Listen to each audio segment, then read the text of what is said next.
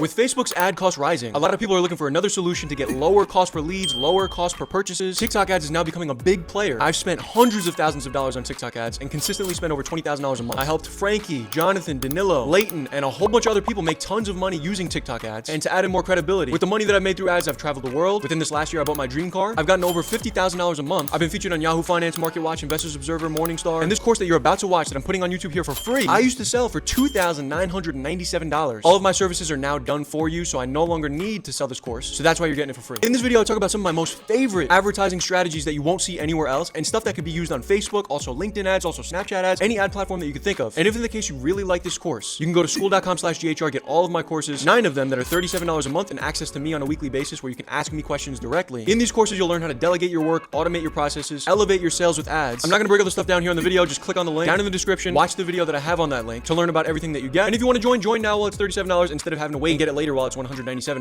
month. If you have any questions at all about the stuff that I have here in this video, drop them down in the comments. I answer fairly quickly. If you're looking to get more sales, make more money, or improve overall as a person, you definitely need to subscribe to this channel. I'm going to timestamp this entire video so that you can easily navigate through it and watch the parts that you're actually interested in. Let's jump into the course. So in this video, I'm going to show you how to get your TikTok account set up, right? The hardest part is starting. So let's get you started.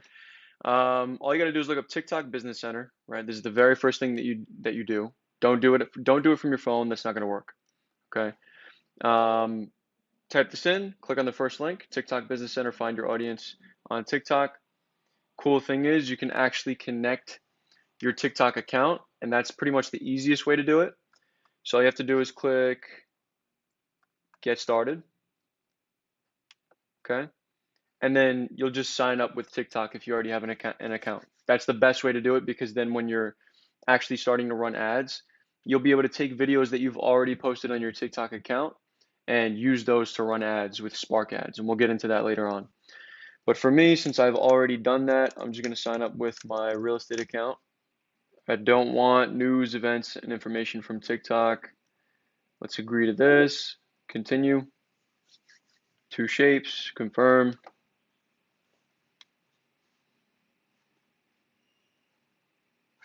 Now I got to go to my email. Get the code. All right, and this is how you get it started. Then you'll be pushed into the account. You'll choose your industry. So just try to be as true as possible with all this. This is pretty much common sense at this point. For your business name, put your actual LLC name, or if you're a sole proprietorship, just put your name. So for this example, I'll just say that I am, let's do services, and let's say advertising and PR. Okay, let's just put in Testing LLC.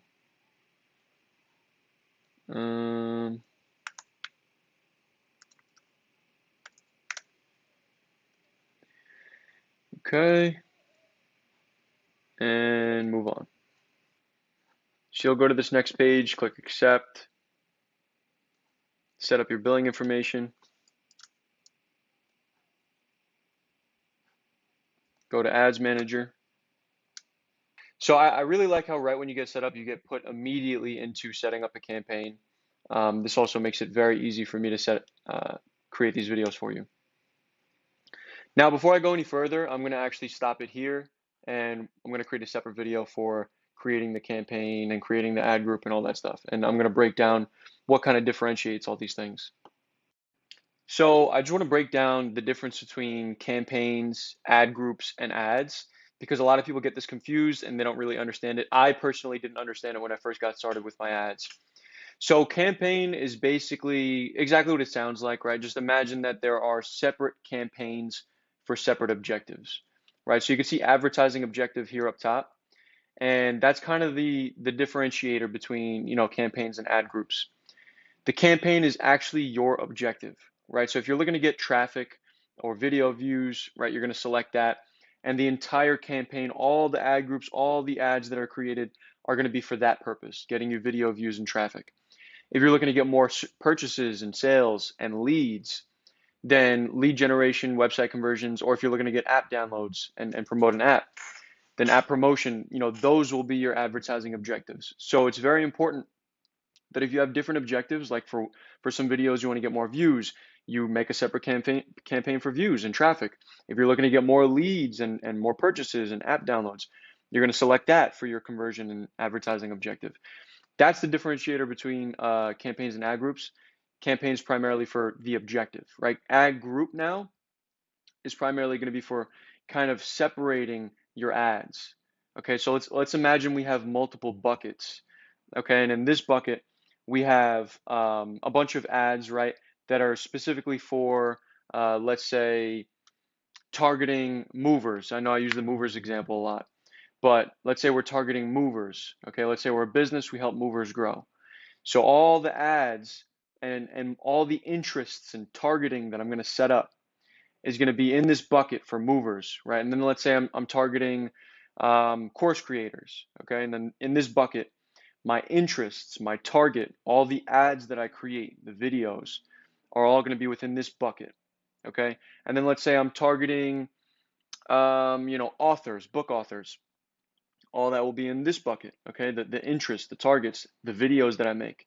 In my videos that I'm making, the ads, I'm going to say, hey, listen, all book authors, okay?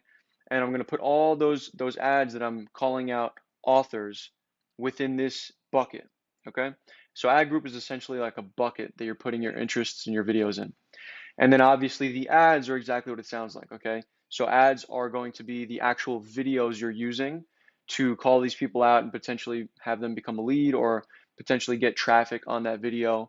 So that's what ads are, okay? So just imagine it as like a web, okay? So campaigns at the very top, and then you've got the ad groups over here, and then you've got another subsection of all your ads. So you can have like 100 ads, but only have like 3 ad groups and then have just one campaign if you want.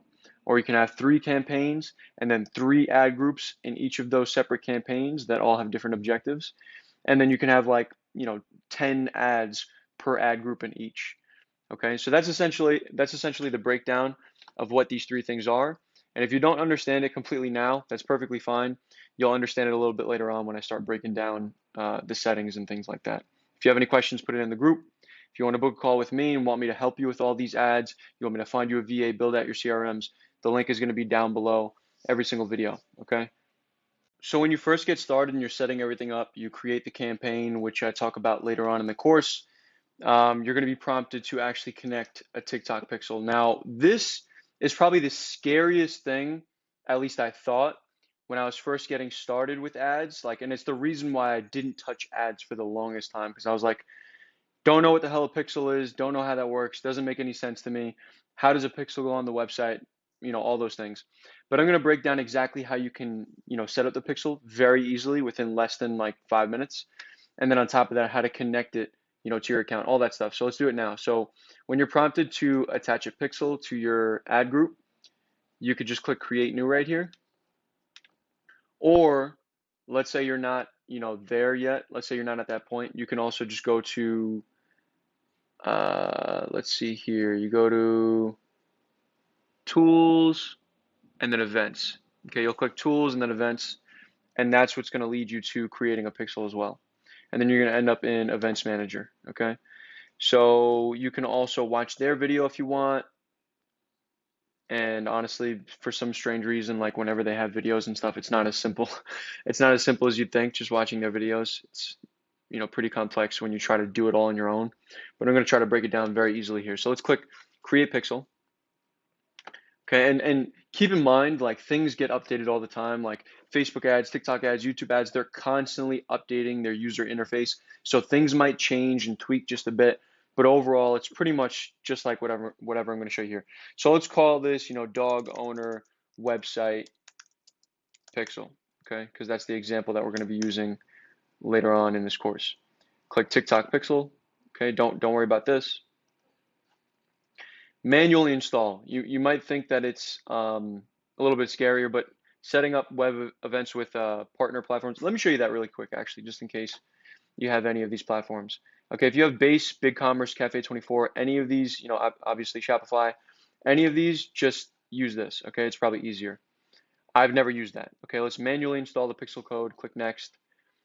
I do custom code. You could do event builder, but that's only if like they're clicking particular things. Maybe I'll show you that as well, but let's click custom code. Let's click next. This is the code. Okay, don't worry about all this other scary stuff, all these words. Let's click copy. Now, if you have WordPress or ClickFunnels, simply go to YouTube. It's very easy. Look up how to install TikTok Pixel to ClickFunnels, how to install TikTok Pixel to WordPress. Look that up. But I use Go High Level. I also use WordPress, but we're not going to get into that. Okay. For anybody that built out the CRM the way I showed you and you're using your website on Go High Level, or you're using the CRM that I built out with Go High Level and you're saving a little bit of money, which I hope, this is how you'll do it. Okay, so let's open up our Go High Level. Let's go to sites. Okay, go to sites, open up one of the websites. I'm going to use this one for now. This is an example website.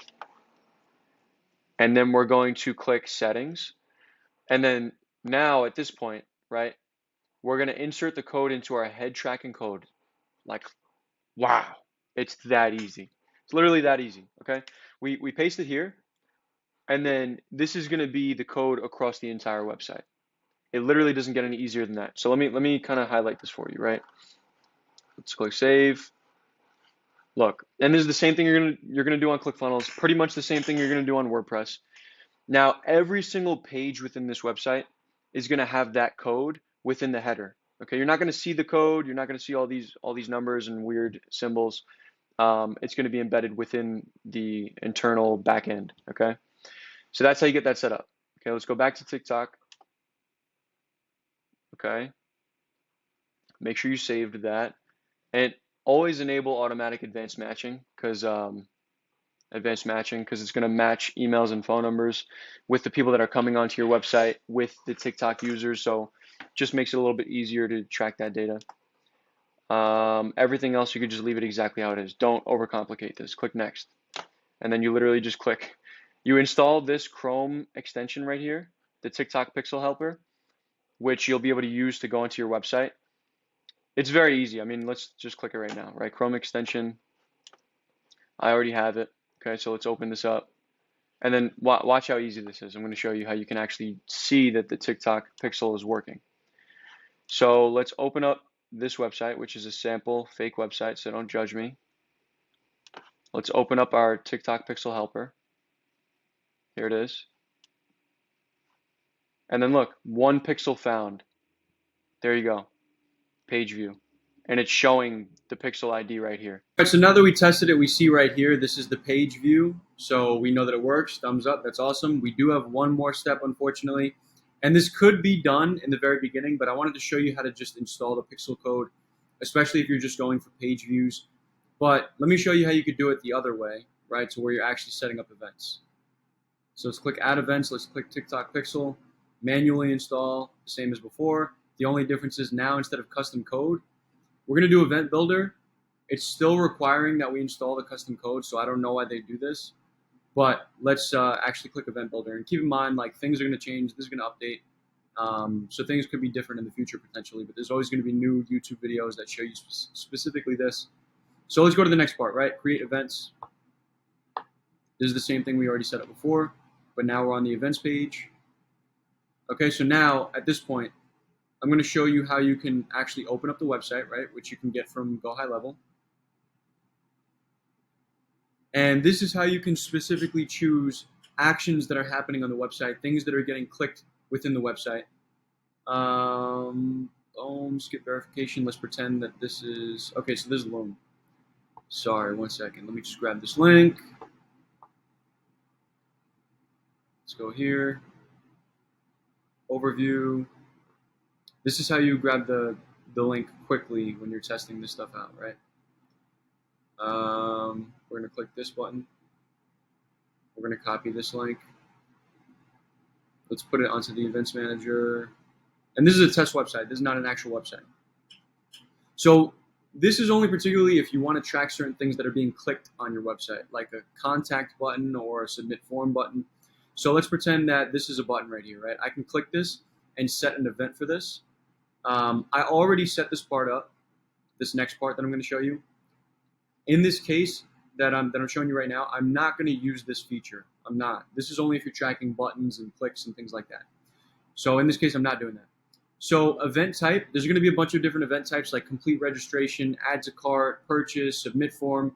I chose submit form. It doesn't matter which one you choose, but obviously you want to choose something like an event type name that more closely relates to what you're doing. So in this case, I'm collecting leads, and they're going to need to submit their information, right? Their name and their email. So I feel like submit form more closely relates to that. And if you're doing a lead generation campaign, you're going to want to use submit form as well if you want, or you could use whatever you want. So whenever they submit that form, they then get taken to another page that I've created. And if you use the instructions that I gave you for this, the website build out in the CRM part of this course, you'll know that I would have created a second page for the confirmation page, right? Once they submit, they go to a second page. Okay. And make sure that the publishing section here, and this is going to be the same for ClickFunnels, WordPress. Make sure your second page, this is considered a slug. Make sure it matches what you're going to use on the TikTok Pixel events. So this is the thank you page, the confirmation page. They cannot get to this page without submitting that form. So I know that if they end up on this page, they submitted their information and they've moved on to the next step. And I want to be able to track that so that TikTok can optimize for that. The more people that are submitting, the more TikTok can learn, right? So we need to be able to track that so that TikTok can learn from that. So for instance, if I have a dog website and a lot of dog owners that have recently purchased dog things in the past through TikTok, keep on submitting the form, TikTok's going to realize that, like, wow, this person that watches a lot of dog videos and just recently bought a couple of dog things on TikTok ads, they're submitting the form on Joseph's ads. So we're going to continue to show the video to more people that are more likely to take this action, which are people that are interacting with like dog videos and things like that. So I'm going to take this, right? This is the slug, the thank you page. The slug could be whatever you want. It could be thank you, it could be confirmation page, it could be VSL, it could be whatever the slug is. The whole point though is that we need to make sure it matches with this, right? We're going to enter this, I'm going to type this in, right? Because the pixel is going to track this within the URL. It's going to see like, oh wow, this person's on the same website, but they're on the thank you part of it now, and it's going to track that as a submit form trigger or action basically. And then at this point, we would just click save. Now, when I create the campaign and I create the ad group, I'm going to select the submit form pixel so that we can optimize for that to continue to happen, right? And that's how you're going to be able to scale up and track it, okay? So now we just click save, and then at that point, you're done.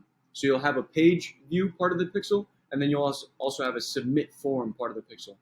And you can create pixels for all different things that are happening throughout your website. The add to carts, the purchases, and you can build out the pixel just like I showed you here.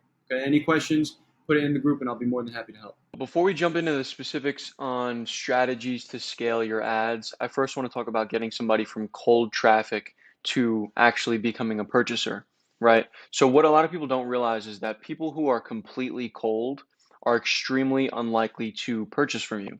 Okay, so if you're running advertisements and someone clicks on your ad and you get on a call with them right away, it's very unlikely that they're actually going to purchase right there on that call. It usually takes a lot of warming up, right? And this visual that I drew here kind of outlines what a majority of people's market looks like that they're targeting. Okay, most people, 60%, are not even problem aware. Okay, so you can see here, most people are just not even problem aware. Okay, above that, 20% are problem aware, right? Are problem aware, but they're not quite ready to take any action. They're aware of any the issues that they have, but maybe they don't find it to be that big of a problem. Maybe they haven't thought too much on solutions that are out there. And the whole idea is people that are not problem aware and are problem aware, we need to educate them on why they should take action to fix the problem that they're having, okay? Or that they even have a problem, and then get them to think about fixing the problem that they're having. Next step above that is the information gathering phase. Okay, so the information gathering phase, this is 17% of people. Okay, this is still a pretty big chunk. And in this information gathering phase, they're problem aware, right? They know exactly what the issue is, and now they're actually shopping around trying to find somebody or some company that could possibly help them with the issue that they're having. And then 3% are actively searching and wanting to buy right at this very moment. Okay, and they're shopping around, they're looking for the best price, they're looking for the best services, they're looking for the bang for their buck. And the issue that most people have when they start to get into advertising is that they only target the people that are 100% ready to buy right now. And obviously, what that means is that we're completely, right, completely, not focusing on 97% of people out there.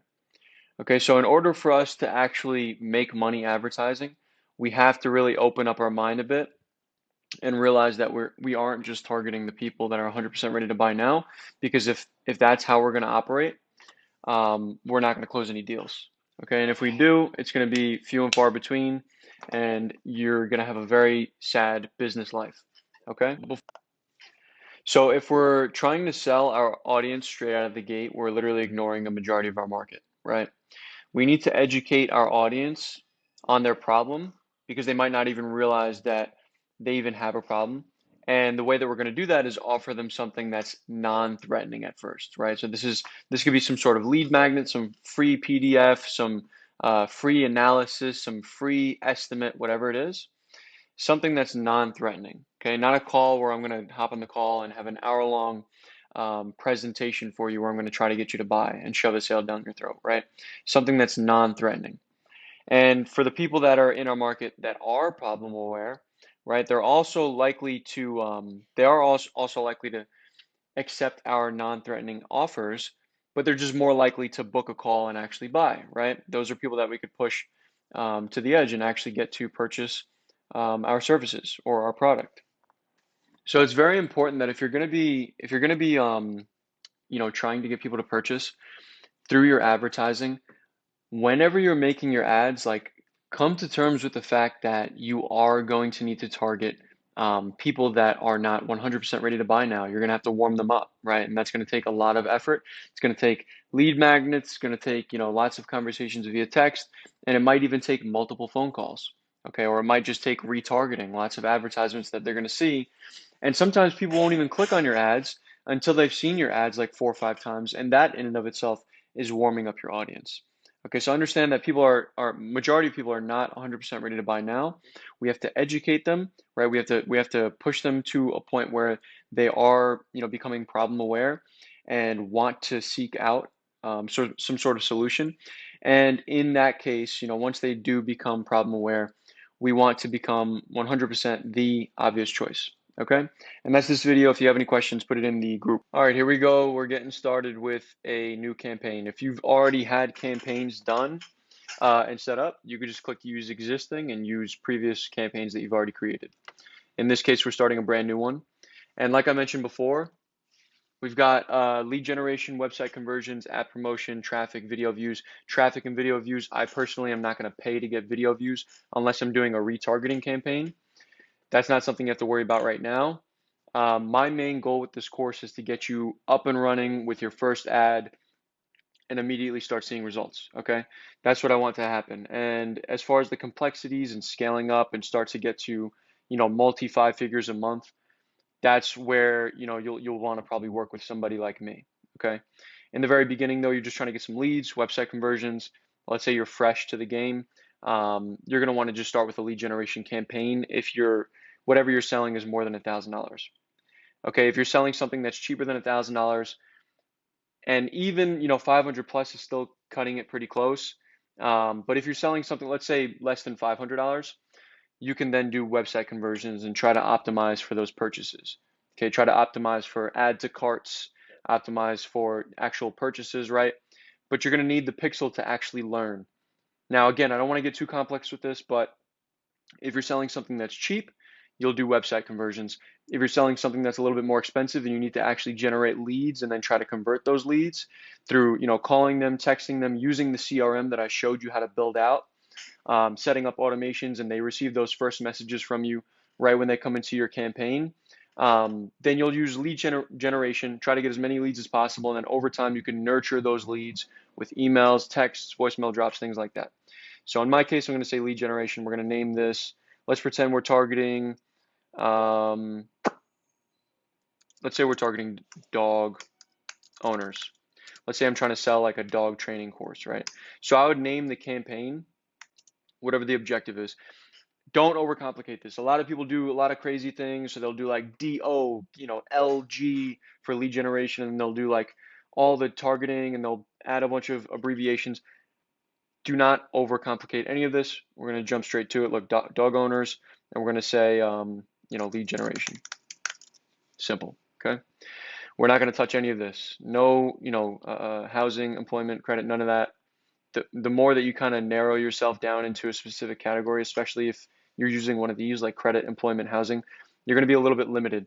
I'm not going to create split tests. We're not doing any of this crazy stuff right now. Campaign budget optimization. That's a really good one. That's for later on though. Let's continue. Not going to touch any of this other stuff. Now, ad group. Remember what I said before, this is essentially your bucket. This is where you're choosing your interests, your targets, right? And overall, like what website they're going to go to, things like that, okay? So for this one, we're going to say dog owner, and I'm going to leave it saying that for now. We're going to figure out our interests before I come back to this and fully name it. We're going to go to an actual website. Let's pretend we already have a TikTok pixel set up. I'm not going to click that now. And then we're going to, so I'm only going to target the United States. If you're having people come into your funnel, right, and you're texting people, I wouldn't recommend doing a whole bunch of different countries. I also just wouldn't recommend doing a bunch of countries in general. But if you have something that's over $1,000 and you are texting people, you could do United States and Canada. I'll do Canada in this example. The reason for me choosing Canada is because I could still text them without paying more on Go High Level within that CRM. If you choose other countries, you're going to be charged more per text, more per call, more per voicemail. Canada and the United States, they both start with 1, so they have the same country code, so it's not going to cost me more money. Now, you can also open this up and choose particular cities or countries, and then we're going to do United States. You can also see by state. I could choose different states, okay? I'm not going to do that though. The more specific you get with your targeting, the more it's going to cost. Yeah, sorry about that. The more specific that you get with your targeting, the more it's going to cost, right? Your CPCs are going to be higher, your cost per click and all that stuff. All right, so we're not going to touch any of this. I don't want to overcomplicate anything, okay? High spending power, you can use that in the future when you're trying to sell to people with a very high ticket offer and you want to make sure that the people have money. But again, the more specific you get, the more your CPCs are going to go up and all those other costs that come along with your ads are going to go up. So now for interest, since I'm targeting dog owners, I'm going to see here how I can actually target people who own dogs. So let's type in dog, let's see what comes up. Okay, these are interests, dogs, right? Usually in the very beginning, I'm going to break something down really quick, and this is actually very important, okay? When you're first starting, I recommend that you choose like 1 or 2 interests per ad set. Reason why I say to do that is because you want to actually be able to attribute success to particular interests. If you start adding like 50 different interests, you're not really going to be able to duplicate that unless you're going to add all of those interests in again.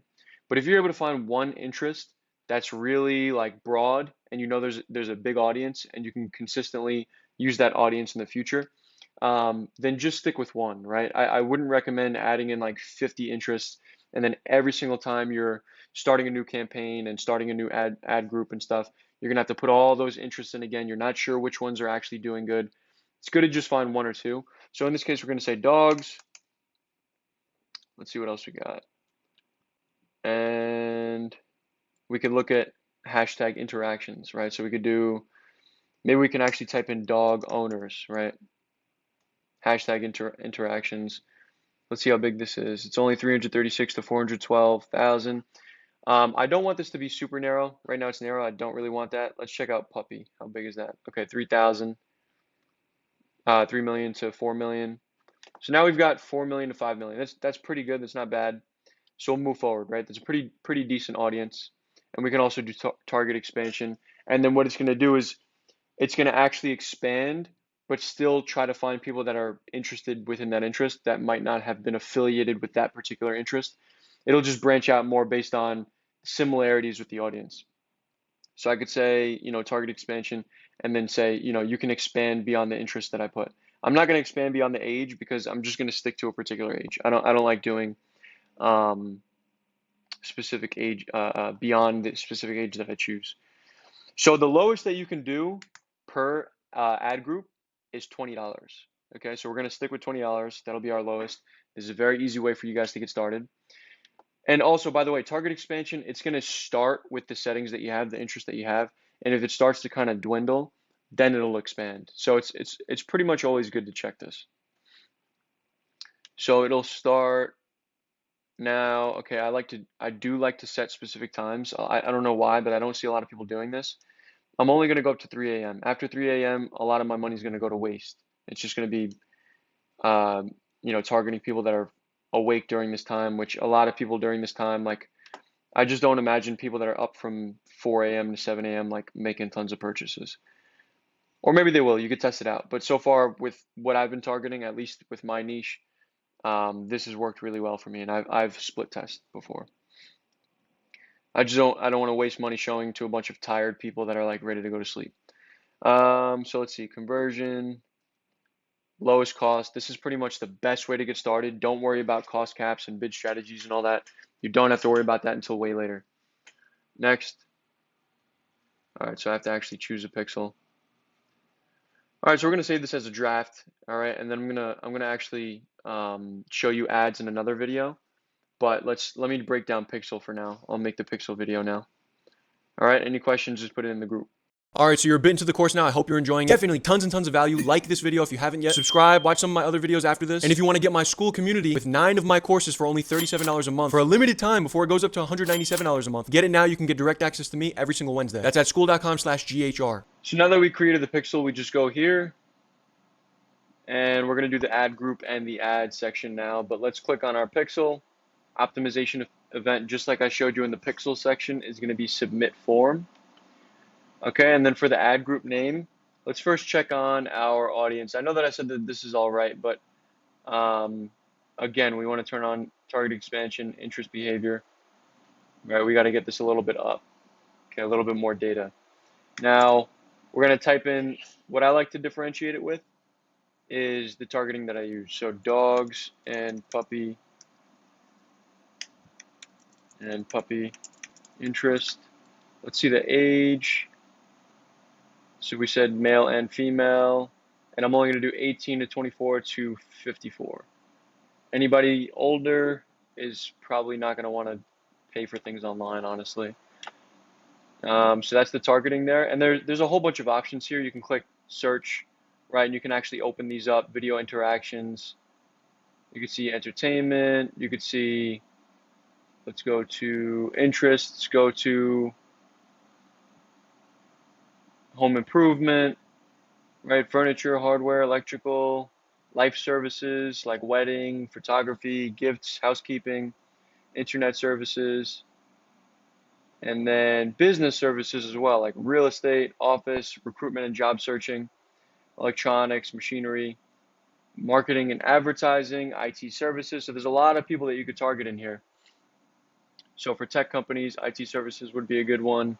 Investment planning and management for people that have, investment companies, or Forex or options trading, stock trading, things like that.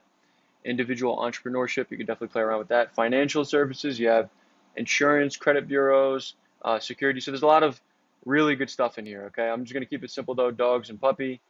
And we said dogs and puppy interest, and we're going to say 18 to 54.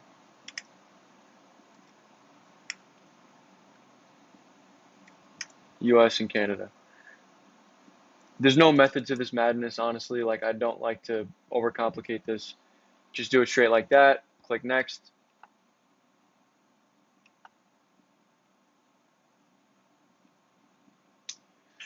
Now, at this point, you want to name your creative. So I don't have like a dog creative ready to go, but I'm gonna pretend that I have like a video that's calling out like dog owners. So we'll call it dog leash, ad number 1, right? and you want to test out different ads, okay?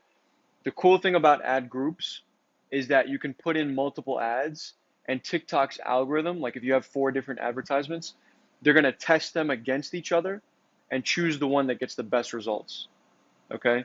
So definitely upload more than one ad, okay? You want to sit down in front of your camera, create 3 different ads. You should have like 3 different hooks in the very beginning, and just test those ads out. See which ones do the best, turn off the ones that are not performing, duplicate the ad group. We'll get into that a little bit later on. But for right now, we're going to create the name of this account. Now you can do TikTok account to deliver Spark ads. I'm not going to dive too much into that in this video, but I will in another video. For now, we're just going to name this, dog lover 123. Okay, that'll be the username that they see. And you can also change the thumbnail, which I highly recommend you do, because when people see this, they know it's an ad. So put like a picture of your face or like someone else's face. You can also have other people make ads for you and put their face there and then put their username there, right? Or you could put like a girl's username. Like if you have people, like if you're a man and you have women doing your ads for you, put a female logo, put the female, like a female name, something like that. And then at this point, you just upload your ad. I'm going to select something random, from this. I'll select one of my old ads actually. So let's do this. All right, upload. Now, don't worry about this. Don't worry about all that. So enter text ad. So let's say, dog owners are loving this leash, right? Obviously, be a little bit more creative than that. Put a couple. You could also put when you're doing Spark ads, you can put emojis, but when you're doing this, you can't put emojis, unfortunately. But I put an exclamation mark, like this is the best. By the way, I'm going to actually upload one of my ads within this course, so you can look at one of my ads that have performed well and kind of understand how I like to edit them, how I like to make them really, really quick. We have a nice hook in the beginning. This is the best. What am I doing? Leash for, training, something like that, right? Something attractive. All right, and then you would put your URL right here. So let's just pretend I have the URL set up, 123.com.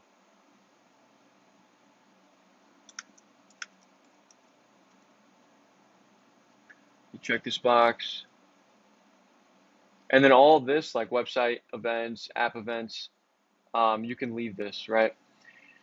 I do recommend that you use Google Analytics. Very easy to set up. I'm not going to dive in too deep crazy with like Google Analytics. I will attach a video below on how to set up UTM parameters with Google Analytics. I'm going to talk a little bit about Hyros as well and how I track, the clicks and who's coming into my website so I can properly attribute purchases to particular ad sets and then scale up those ad sets. I'm not going to dive too deep into that, but I'm going to attach a video below to set up Google Analytics UTM parameters so that you can add in some parameters here, right? Some sort of parameters right here. I'm not going to dive deep into that, but what this will do is allow you to see where the clicks are coming from, right? Every single click, every single action that's taken on your website, you could track it without having to pay for Hyros. But it's not going to be super deep, right? So I do highly recommend you use something like Hyros. But yeah, I'll talk about that in another video. This is how you set up your ad group and ads. If you have any questions on this, put it in the group. More than happy to answer. Don't worry about this either. This would be for later on, okay? All right, see you in the next video. So I'm going to break down in this video, how you can kind of view everything and understand what's going on here in terms of the campaign, ad group, ads, right? Because obviously we have to understand what the hell all this means. So first off, CPC means cost per click. Total cost, that's how much you're spending. Total cost is how much you're spending total, right, within whatever time frame you're setting up over here. Okay, and you can filter to lifetime, today, yesterday, 7 days, 14 days, 30 days, and pretty much any date that you want, okay? Impressions are the number of people that are seeing your video. Doesn't necessarily mean that it's a view, but just somebody, kind of scrolled along or watched the entire thing, right? CPM would be cost per, I believe it's cost per mille. It's per 1,000 impressions. So for every 1,000 impressions, this is the cost for that, right? CPC, cost per click. That basically means like, what are you paying per click, right? And that kind of indicates how well the ad does. Conversions, obviously, that's going to be important. That's going to be how many times you are actually getting them to convert to whatever you're optimizing for. So if you're trying to optimize for opt-ins, it's going to optimize for that and tell you how many conversions you're getting for people that are opting in, okay? And then you can also set up like cost per conversion and all those things. All this other stuff, I don't want to get too complicated, but result is very important. It's pretty much conversions. And then you're going to have the cost per result, which is pretty much the cost per conversion. And then you see the result rate, which is like a percentage of how many people are actually converting.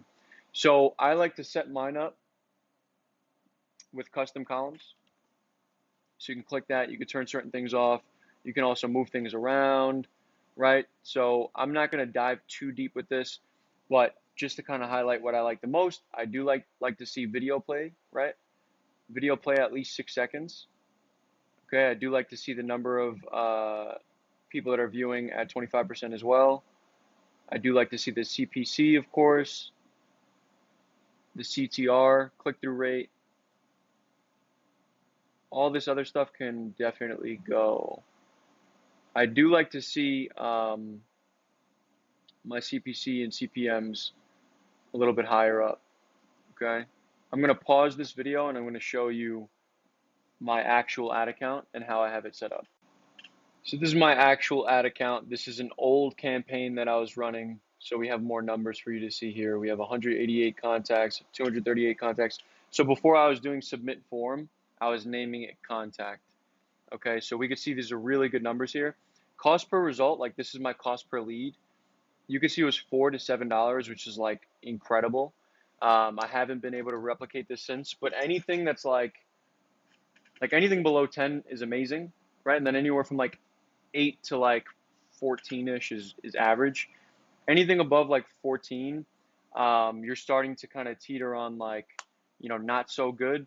But even up to 20, it's still good. It really depends on your numbers also. I don't want to kind of have you go based on my numbers because my numbers could be very different from yours, right? Like if you're charging $40,000 for your service, like you can pretty much have leads that cost you like $100.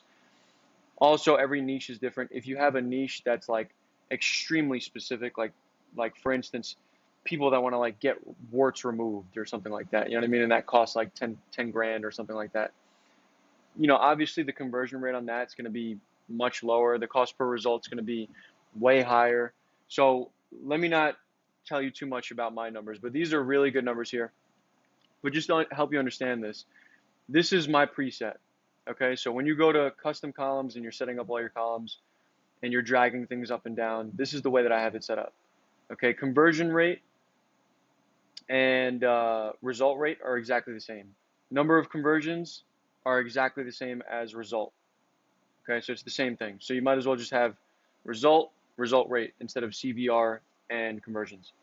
Okay, I like to do the ad group name, obviously, the status, ad group ID, the budget, result rate, cost per result, the number of clicks, the CTR, click-through rate's very important.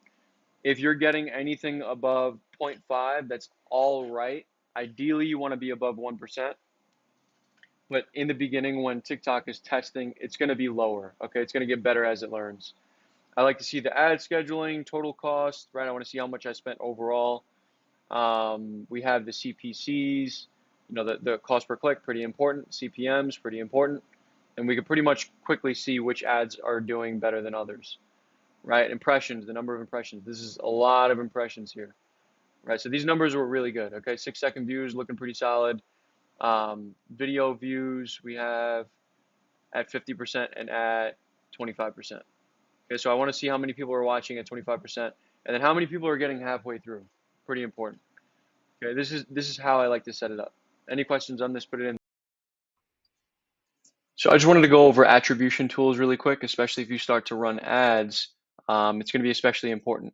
So purpose is pretty much just to track any and all purchases regardless of the timeline from when they first opted in. It could also be for if you're selling low ticket products and there's not really an opt-in. and you're just trying to get proper attribution. Um, Attribution, for anybody that doesn't know, by the way, basically means, who's getting the credit, right? Who's getting the credit for getting you that sale? Is it Facebook ads, TikTok ads, Google, YouTube? What is it, right? And we obviously need to know this because we need to know what platforms are going to put a majority of our money into, because obviously whichever ones are the big winners, we want to pump more money into. Okay, so Facebook, TikTok, Google, YouTube, all of them tend to have poor attribution. What I mean by this is if someone opts in, and let's say they don't purchase until 2 months later, like the chances that Facebook, TikTok, Google, YouTube are going to pick this up are highly unlikely. And by the way, Google and YouTube are the same, but it's highly unlikely that it's going to pick that data up, right? And what does that mean for you, right? That means that you have no clue where it came from. Even though it's 2 months later, it's still important that we see where that came from, because even when I get a purchase from someone that opted in like a month ago, 2 months ago, I still use that data, look back on the ads that I've had previously, and like sometimes I'll duplicate those old ads and put more money into them. It's important to see this information, right? Sometimes these platforms will even attribute sales or leads to their platform that actually came from another platform. So for instance, Facebook ads might say like I have 20 leads, while TikTok, even though I might have stopped my ads or something, I'll see that I have, 10 leads on there too. And it's like one of them is lying, right? One's potentially lying. Obviously, most likely TikTok if I already turned it off. So things like that, we don't want that to happen. We want to know exactly where the leads are coming from, where the purchases are coming from. So we need proper attribution. I mentioned in another video Google Analytics with UTM parameters. That's how I started. It sounds complex. It's a little bit complex, but it's not. It's just a matter of adding like a simple uh, like slug at the end of your website. And when you add that in, you can go into Google Analytics and see where certain leads came from. So that's how I started. It's not amazing, but it's better than nothing. Okay, you have AnyTrack, you have Wicked Reports, Triple Whale, and Hyros. Okay, AnyTrack starts at $50 a month for 1 pixel, and it goes up to $300. That's for unlimited pixels. If you're only going to track 1 pixel, I mean, if you do a lot of testing like me, like most business owners should do if they're running ads, you're most likely going to use more than 1 pixel. So it's pretty much useless for $50. I think the second tier is like 120 something dollars. That's also 1 pixel. So you're pretty much going to have to get the $300 one. Wicked Report starts at 250. That's pretty cool. I haven't heard any amazing things about Wicked Reports, but yeah, it's an option to look at. Triple Whale is pretty much only for e-commerce. So if you guys are doing e-commerce, that's an option you can look at. It starts at $129 a month. It's pretty good price. I hear it's pretty good actually, but that's only for e-com, and I'm pretty sure it's cheap as it is because it's only for e-com. Hyros is for pretty much everything. Hyros is probably one of the most well-known attribution tools for people that are selling high-ticket services or high-ticket items. It's $3,000 for 10 months. That breaks down $300 per month. You might be able to get a better deal. You can only purchase it if you get on a call with a salesperson. So the prices could possibly be different. That's what the price was like 6 months ago. So get on a call, see what it's like. I'm sure you can maybe bargain with them. I didn't personally bargain with them or negotiate with them. I think I did try actually, but I just knew I needed this regardless. So I was like, 3,000, 10 months, let's do it, right? But like I said, it could be more expensive right now. That's what I use. I like it a lot. It's really, really good. It's really robust. In the next video, I'm going to break down why I chose Hyros, how I use it, and some of the data that I've been able to use from it. But it's so extremely accurate, and I've used it on Facebook ads, I've used it on TikTok ads, and some other ones like YouTube ads. So if you have any questions on this, post them in the group, and I'll be more than happy to answer. So this attachment that you see that's kind of clipped onto TikTok Ads Manager, this is Hyros, right? And this is why I like it so much. I really love this feature. If you download the Chrome extension and you log into your account and stuff, it'll actually attach to your Facebook ads, your YouTube ads, your obviously TikTok ads. And I just wanted to kind of note a couple things here. I mean, first thing I want to say, they have a 90-day money back guarantee. That's one of the reasons why I started with them, right? If I didn't like it, I get my money back. That's cool. Customer service is amazing. Like every single day, they're reaching out to me and checking to see if I need anything, right? And whenever I have like particular questions, they'll even hop on calls with me. They're easily accessible. and they'll show me how to navigate things, plug things in. So if any of this is confusing, like they have an actual support team at the ready, like 9 to 5, whenever you need them. So first thing I want to note here, notice how the cost per lead is significantly different from the cost per lead here. Like this shows $16, this shows $4, this is $14.50, this is $5.90. Big difference. Do note though that I did get Hyros later on. This is an old campaign, by the way. This is a very old campaign, but do note that I got Hyros a little bit later. So I think my cost per result was, I don't know, like $3 in the beginning, and then it started going up. And Hyros kind of just picked up data later on during this campaign. So it could be a little bit different, but to be that different, 458 versus 1656, that's such a significant difference, even if it, kind of was attached way later on. So that's why it's so important to have a tool like this, right? Because you don't want to be getting like false data and think that you're doing really, really good, and then you're pumping more money into the wrong, ad groups. Also, keep in mind, like what's so important about these attribution tools, like you can be having a ad group that's getting you tons of leads, like 100+ leads, right? Whereas you have another ad group that's getting you maybe 20 leads, let's say over the course of, I don't know, 2 weeks or something like that. And within those 2 weeks, let's say you get like 3 sales or something like that. You're thinking in your head, if you don't have proper attribution tools, you're thinking in your head, oh man, the one that got me 100 leads, like let me put more money into that one. That's been getting me tons of sales. But if you had Hyros, let's say, Hyros might be telling you like, hey, guess what? You're getting all of these sales from the ad group that gave you 20 leads, not the one that gave you 100 leads. So although you might be getting more leads, it doesn't necessarily mean that you're getting more sales from that. So if you had Hyros in this particular scenario, you would turn off the one that's getting you 100 leads and then pump more money into the one that only got you 20 leads, because those are the ones that are actually getting sales. At the end of the day, it's all about sales. It's all about the revenue, right? At the bottom here, you could see we did, for this campaign, 36,000 in revenue and 22,000 in profit. That's nearly a 3x ROAS, and like I wouldn't have been able to achieve that had I not had proper attribution. Like some of my campaigns, we do like up to 5 some months, 5x ROAS. So it's so important to have a tool like this. Like you have the leads, you could set up this whole uh, attachment here. You could set up the whole thing: sales, calls. This is the way I set it up: sales, calls, cost per call, cost per sale, leads, cost per lead, total revenue, and profit. Right? It's important to kind of see all these. And cost per sale is obviously important because you want to see how much each sale is costing you. Cost per call is pretty important because you don't want to be paying like $500 per call, and you're not able to see that with just TikTok, just having TikTok Ads Manager. You're not able to see that. So I do like this tool a lot.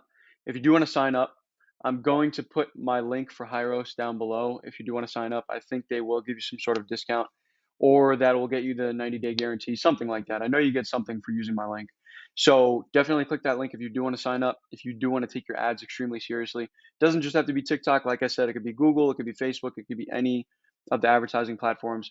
And definitely get signed up, because this is easily one of the biggest things that have helped my growth in the past couple months. So also almost forgot to mention, you get this really cool dashboard where you can see all your sales data, your tracking, reporting, your dashboard. You can talk to customer service right here. They're always accessible from, I think, 9 to 5 Eastern time. You can see all the leads you're getting, all the calls, all the sales. And it's really important to have all this, right? Let me show you the dashboard really quick. So in the dashboard, you could see your total ad stats. You could see, the calls you're having. You could see, your profit, how many leads you're getting, how many calls you're getting from Facebook, TikTok. You can kind of customize the dashboard to see all the important numbers that you want to see. But yeah, that's what that looks like. Really cool system. If you want to sign up, use the link. If you have any questions, just put them in the group. So whenever you're using UTM parameters, let's say I'm doing GoHireRetire.com, or one of my websites I've been using recently, GoHireRetire.com, and then we would put a question mark, and then it would be something like you see right here, UTM underscore source equals TikTok ads, and then it would be just a bunch of numbers, right? Or for instance, it'd be H2B1, for my ad, there'd be one that says like campaign equals, and then it would say like business services 21 to 54. Like this is an example of what a UTM parameter would be like. And then I'd be able to identify like, okay, this was my H2B1 ad. This is the business services ad set and XYZ campaign. So when we're in Go High Level, let me show you how you could find that. You would just go to activity, right? Go to the contact, click on their name. Once you click on their name, you get brought to the actual contact where you can see task, notes, appointment, all that stuff. And then we would click on the first page that was visited, or we would even just copy this, right? Or click on the little clipboard. And this would literally pull up the entire URL. And usually the URLs are massive if you're using multiple UTM parameters. I'm using both Hyros and the Google UTMs. So I could see trifecta lead magnet ads, business services. So I'm literally able to see the exact campaign, ad set, and the ad that brought this lead into my ecosystem. And then whenever they purchase, I'm able to go back, look at this and say, okay, so this particular ad set brought me one purchase. And I'm able to go ahead and update in my KPI tracker or just update in my notes or wherever you guys update. I'll be able to go ahead and update um, this particular sale came from, and that's what attribution is, right? And that's why people pay for platforms like Triple Whale or Hyros. It's literally to be able to identify where the leads came from and properly, attribute it to the proper ad sets. So when you start to get a lot of sales with your ads and you're starting to scale and create more and more ad sets, it's going to become even more, more and more difficult to track where these sales came from. So because of that, you're going to have to use UTM parameters in order to not pay for Hyros and Triple Whale. That's, 3,000 to 5,000 bucks. This is the free way to do it. Okay, so this in conjunction with the KPI tracker, and you'll be good to go. This is literally all you need. And I recommend you start from the very beginning with UTM parameters. And I'm also going to have a link down below. I'm not going to break down exactly where to find the UTM parameters and how to put them on and stuff like that, because that's not the purpose of this video. I'm not going to break down the little intricacies of it. I'll link below a YouTube video to show you how to do that. But this is the most important thing you need to know. You go into Go High Level, you open up where they came from, you open up the clipboard, you look at this, and you can easily identify where the lead came from. And then in your KPI tracker, you could say, this ad set, one sale, XYZ amount of cash collected. And if you have any questions on this, put it in the group. Realtors doing more than 5K a month? You need to be hiring VAs for as low as $3 an hour if you want to scale crazy fast. I can't even put into words how powerful this is. I was in Costa Rica for 2 weeks having a blast, and while I was there, I had virtual assistants answering my emails, sending out texts and making phone calls, setting appointments, doing all my follow-ups, doing cold calls for my real estate business, editing videos just like this one, which is also edited by a VA. And this is what your favorite brands are doing, like Apple, Amazon, Chase Bank, Fashion Nova, and any big brands that you could think of. Stop doing all the low-level tasks in your business and outsource it for cheap. And no, I'm not talking about hiring on Fiverr and Upwork that everybody knows about. Do not hire assistants on there. But listen, it's not the websites that are important, it's the systems in which I hire. I treat it like I'm a corporation, and that's how you're gonna get the absolute best VA. So click the link to book a free strategy session with us, and we're getting booked up fast. We only have so much time in a day. We're gonna give you real value and give you a plan for how to create an absolute machine in your business with VAs. Don't wait, click the button. If you have an offer that's over $1,000 and you want more booked calls and revenue, I'm not only gonna help you improve your offer and raise your prices, but I'm gonna help you improve your VSL and make fire ads just like this one. We're gonna help you improve your funnel and build out automations to close every single lead you possibly can. And then the craziest part about this offer, we're gonna actually install a high-level virtual assistant in your business for just $3 to $5 an hour to manage your pipeline and set more appointments. If we don't at the very least 3 extra revenue within 90 days, we'll continue to work with you for free until we do. And the best part is you're gonna work with me directly one-on-one. Don't believe me? Just ask Anelia, Evan, Jason, Sabrina, and all the other testimonials on my website. If that sounds good, click the link to book a call with my team before we get packed out. So as far as the expectations you should have with your advertising, I mean, ads, it takes time to learn. It's going to take a little bit of time for your ad account to get used to what your ideal client looks like, right? So ads take time to learn. Ads are not a life hack, right? It's a skill that can take some time to really understand and scale with. In order to really maximize ads, you need to remove yourself from the daily ad spend and have a much higher level perspective on it. You might not get a booked call every single day, and in some cases, you might not even get a lead every day, depending on your ad spend. So if you're just spending like 20 bucks a day, it's very likely you can end up not getting any leads in a day. That's why I suggest 40 or more per ad set. Maybe do 2 ad sets or more, and then you're spending 80 bucks, and you're getting at the very least like 4 leads. Maybe 1 books a call. That's what I recommend, right? So you can't spend 40 bucks a day and say, I didn't get a sale yet, or spend 10 bucks and say I didn't get a lead yet, because it's all about the averages over a few days, right? Over a few weeks. And as long as you know your KPIs, these little marginal metrics won't bother you. And we're going to talk more about KPIs in another video, but marginal metrics are not going to bother you, right? So let me just kind of draw something out for you really quick.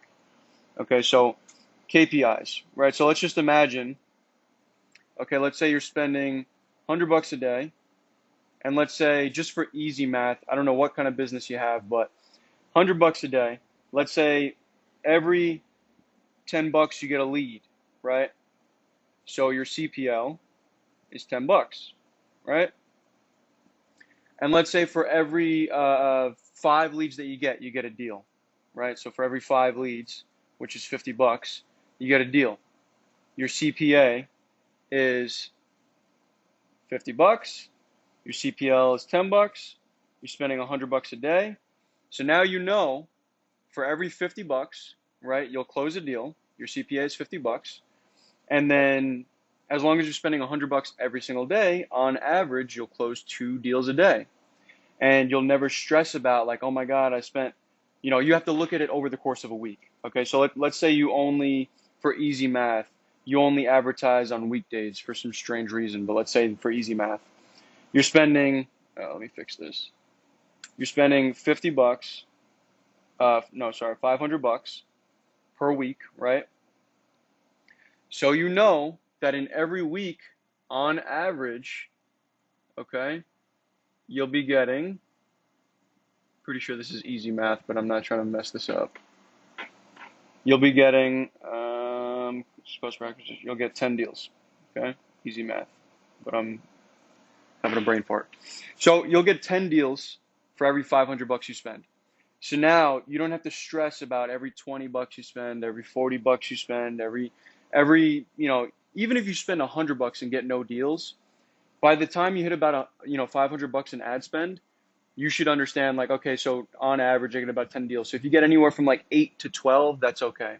If you're getting anywhere lower than that, then you're not hitting your KPIs, and then there's a problem, right? And that's why you need to know your KPIs. And as you go on and learn more and understand your KPIs and think of all of this from a higher level perspective, you'll be able to understand like what numbers and what amount of ad spend is going to equate to how many leads or how many deals, right? And then as we go further along and talk more about this, we talk about book calls and the close rate and stuff like that. We can even get a little bit deeper with the KPIs. I'll have a whole separate video on KPIs. Okay, so let me just shut this off. It might take some time, right? Maybe 2 to 3 weeks to learn your entry level KPIs, because when you're first starting, your KPIs are going to be different from when your ads finally learn. Your KPIs will be better.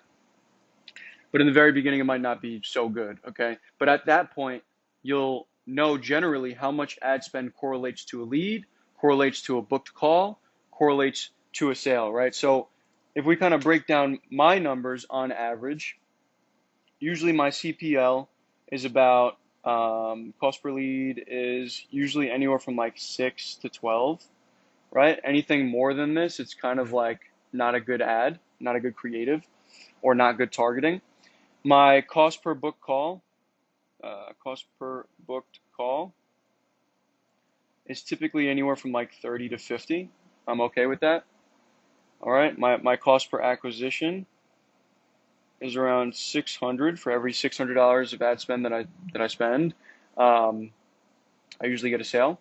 So I know these numbers here. So now whenever I'm start launching a new ad set, I'm testing new creatives and stuff, over the course of like a week, I'll know, if I'm not meeting these KPIs here, then there's something wrong, right? If I'm not meeting these KPIs here, there's an issue. And obviously it goes a little bit further, deeper into the rabbit hole, because let's say we have a 50% show rate, then our cost per live call, instead of 50 bucks, right? Instead of 50 bucks, we're actually dealing with cost per live call, 100 bucks. So it goes a little bit deeper. That's why I have to have a whole separate video with KPIs and stuff. But as long as you know your numbers, every single time you're testing new ad sets, new creatives, and you're trying to scale and you're moving up, like you'll know your general KPIs. And obviously your KPIs are going to be much different when you're spending $100 a day versus spending $1,000 a day, right? So in the very beginning, you might have like a 5 to 10x ROAS, which is return on ad spend. Let me just write that down for you, ROAS, because this is kind of a keyword that you need to know. ROAS, return on ad spend. And you can tell I just love writing return on ad spend. So you can have like a 10x ROAS, 5x ROAS, but then as you're spending, let's say this is $100 a day per day, but then once you're spending like $1,000 a day, it's just going to be a different ball game, right? There's a lot of testing that goes into this. So you might end up dropping down to like 3 to 4x, but that's okay. Okay, that's okay because you know that for every $1,000 you put in, you're getting $3,000 to $4,000 out. Okay, so we'll dive a little bit deeper into KPIs and stuff, but just understand, like, don't get stressed when you spend 20, 40, 60, 100, even $200 and you're not getting a book call, you're not getting a sale. Like, learn your KPIs in the beginning. Understand that the money that you're spending in the beginning is for testing, right? And the more that you're testing, the more that you're learning, the more you could profit in the future, right? Because this is a skill set that you're building. Right? Any questions on that? I'd be more than happy to help. If you're one of my higher tier clients where we're kind of consulting and getting on calls together, we're going to get very clear on the KPIs. But otherwise, if you just purchase the course, feel free to just put a question in the group. I'll be more than happy to answer. So in this video, we're going to go over developing an aggressively compelling ad, okay? And what makes an ad stand out? We'll jump right into it, right? It's being different from everybody else. Okay, if you want to be like everybody else, you get everybody else's results, which are not very good. Okay, if you want to be different, you want to make a lot of money, you got to be different from all the other people that are advertising on these platforms. If you're going to copy anybody, copy the people that are doing extremely, extremely good, right? Don't copy everybody else that you see. Everybody else is using Alex Hormozi, style captions. Everyone else, they're using the same font, which is the most interesting part about it. Alex Hormozi style captions, same exact font, same exact colors, drop shadows, which I don't understand. Why would you want to look like everybody else? Because I scroll past all those videos. I'm sure you do too now. But everyone else is sitting at a desk and pointing at their camera, like I'm doing right now. Everyone else is regurgitating the same business owners. If you want to scale, I help people scale. If you want to scale, click the button and let's talk. Or if they're a real estate agent, right? If you're looking for a home, I have access to the best homes for you to look at. I'm the best agent. I've helped a lot of people. Click on the link. Let's talk. Everybody makes ads like that. It's very, very basic. It's very vanilla. It's very plain. So we don't want to make ads like that. So let's go over what makes, what are the keys to a great ad. First things first, throat grabbing hooks. Okay, throat grabbing hooks. All right, what am I doing? Throat grabbing hooks are probably one of the most important things for your ads, okay, because this actually stops the scroll. People are scrolling all day long through Instagram, Facebook, TikTok, and they're like robots. Everybody's functioning with their monkey brain, right? You ever see that monkey toy that goes like this? That's everybody's brain when they're scrolling through Facebook, Instagram, TikTok, and YouTube. So in order for you to stop their scroll, which is almost automatic and robotic, you need to feel personal and relatable. Your videos need to feel personal and relatable. You want to have some graphics moving around. You ideally want, at any point of the ad, if there's any part of the ad where you want to be loud, it's definitely in the very beginning. Okay, so the throat grabbing hook, very, very good, compelling hook, right? So you want some graphics moving around. Ideally, okay, it looks like I just copied and pasted this part, so I already said this. Text overlay, right? So you do want captions that are showing up on the screen, but you don't want to make it like Alex Hormozi's. You want to make it the same colors, the same fonts, the same drop shadow, all that stuff. Make it different. There's millions and millions of fonts. Choose a different font, please. Right? So if you see some of my ads, you notice that my words, they move. They kind of like wiggle on the screen. They have interesting glow and stuff. Whole bunch of different colors, not like Alex Hormozi's. Don't look like everybody else's. You want to have sound effects. Okay, so you want to have sound effects like whooshes when things come through. You want to hear cha-ching when you're talking about money. You want to have money, flying behind you. You want quick cuts. Very fast cuts, nonstop. You don't want any pauses in your speech. Like this is a course video. So you'll hear me say, you'll hear little pauses when I'm thinking, stuff like that, because this is for people that purchase the course or purchase my higher tier program. So I know that you guys actually want this information. I'm not trying to like clickbait you and hook you in, right? But in your ads, you do want to clickbait, you want to hook, you want to grab people's attention, you want to hit their, right in their emotions. So you want quick cuts and you want to zoom in and out, right? These are some easy things that you can do to keep people's attention. And you can't just have a minute-long video of you talking with none of these components, because you have to think about how most people, like I'm sure most of you have heard, have the attention span of a goldfish. So we need cuts, we need effects, we need words, etc. And this should happen every 3 to 5 seconds. Okay, that's kind of key. Every 3 to 5 seconds. So go watch Mr. Beast. Watch literally any of his videos, and you'll see exactly what I'm talking about. Even though that's a long form video, he has, like, I'm sure, a very expensive video editing team, but just notice what they do, because it's all psychology based. Everything that they do, they know that they're getting, they're hitting people's emotions. They're keeping people's attention span by the quick cuts, all the edits, the zoom ins, the zoom outs, all the crazy stuff that you see. They're hooking you in, and they're making people watch the entire video. So, and this is what we do for all of our clients, right? You'll notice that on any of our clients' videos, on my ads, lots of effects, lots of hooks, lots of things moving around, lots of sounds. So you want to do that same thing with your videos. All right, any questions, put it in the group. Okay, so this is a continuation of the last video. We're going to go over the ads framework. Okay, so first things first, we're going to want throat grabbing hook. Okay, and like I said before, that's one of the most important things, the throat grabbing hook. That's what's going to stop the scroll.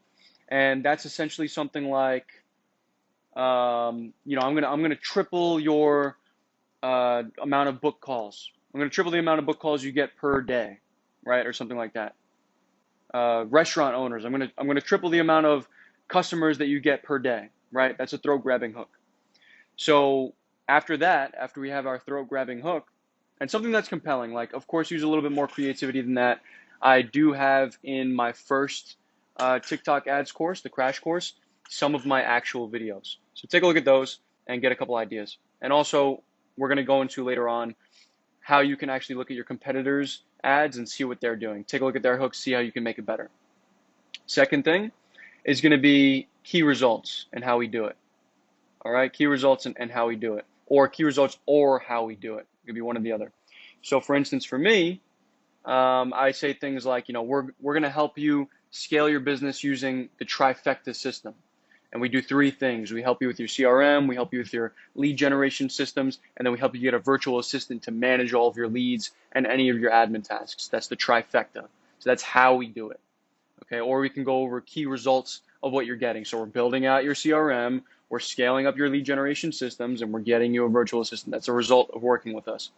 And then a guarantee, if you have any, right? So a guarantee would be, we're going to increase your revenue by 50%. We're going to increase your revenue by 100%. We're going to double your revenue within 90 days. Otherwise, we'll work with you for free until we do.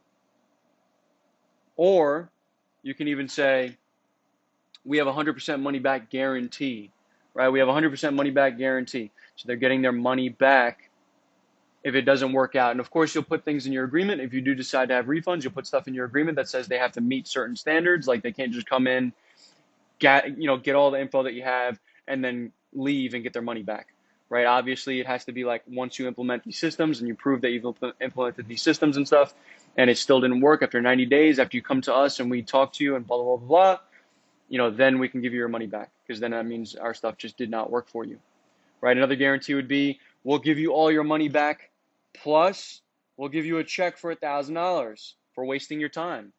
Okay, that's another guarantee you can have. Have a very compelling guarantee that's going to make people think like, wow, it's a really good guarantee. Like if they don't deliver on the services, they're not going to be very happy giving me my money back or having to work for free or having to give me my money back plus $1,000. Something that's going to get them to think like, this is a really good thing that they have going because they have this guarantee in place. Okay, and then we have social proof, if any. Okay, so if you got Randy, you got Bill, and you've got Sarah that have all been past clients, and they're all happy with your service, you want them to all give you a testimonial, right? And you want to actually develop, all right, what are we doing here? You want to actually develop you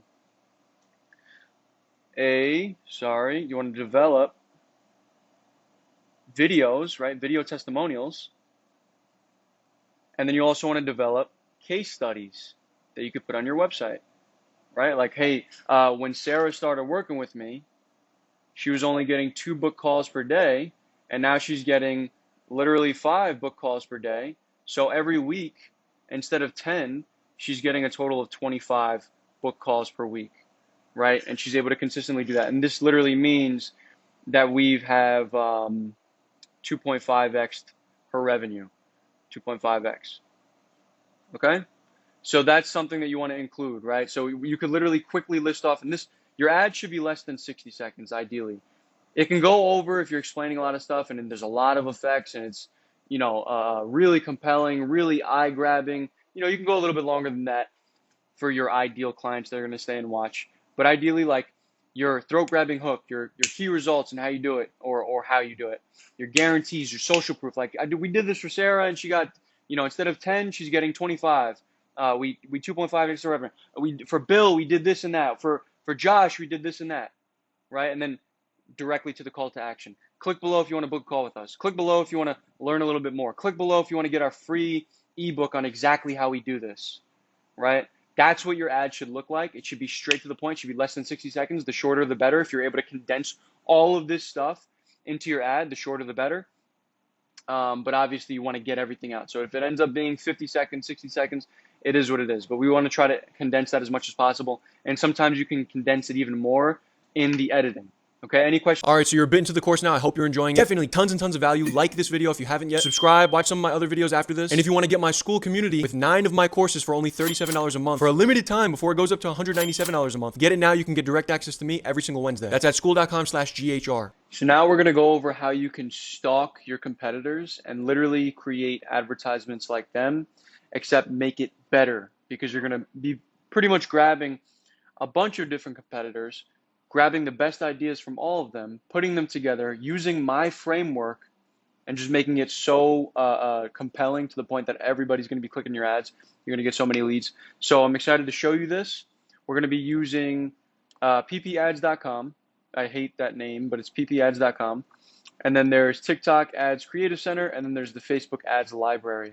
Although this is a TikTok Ads course, I like to look at all 3 things, including Facebook ads, because there's still video creatives meaning ads, on Facebook ads, on the Facebook ads library. So I'm going to go to ppads.com really quick and show you how it works. Now, this is similar to the TikTok Ads Creative Center, but for some reason, there's just more videos on here than on the TikTok Ads Creative Center. But on the TikTok Ads Creative Center, you could see a little bit more data. And then sometimes you'll get videos on there that aren't on PP Ads. This is a paid service, ppads.com, but I have never paid. It's extremely expensive for some reason. But the way that you could avoid paying, right? So let's look at one example here. We'll look up closers.io. This is Cole Gordon. He's massively successful. So I like to look at his ads sometimes. Now, if you want to pay, you do get like a free trial. I think it's like 7 or 14 days or something like that. So you can see the next page, you can open up the videos, all that stuff. But if your trial expired, you're not able to go to the next page. You're not able to open up these videos. You have to just play it like this, which is fine for me. I don't really care, right? So I just look at the first page. That's all I really need. I don't need to look at 1,000 results of Cole Gordon and closers.io. I'm okay just looking at 1, 2, 3, 4, 6, 8. I'm okay looking at 12. That's fine for me, okay? So even though you have to pay for everything else, you don't need everything else. You could just use the free version.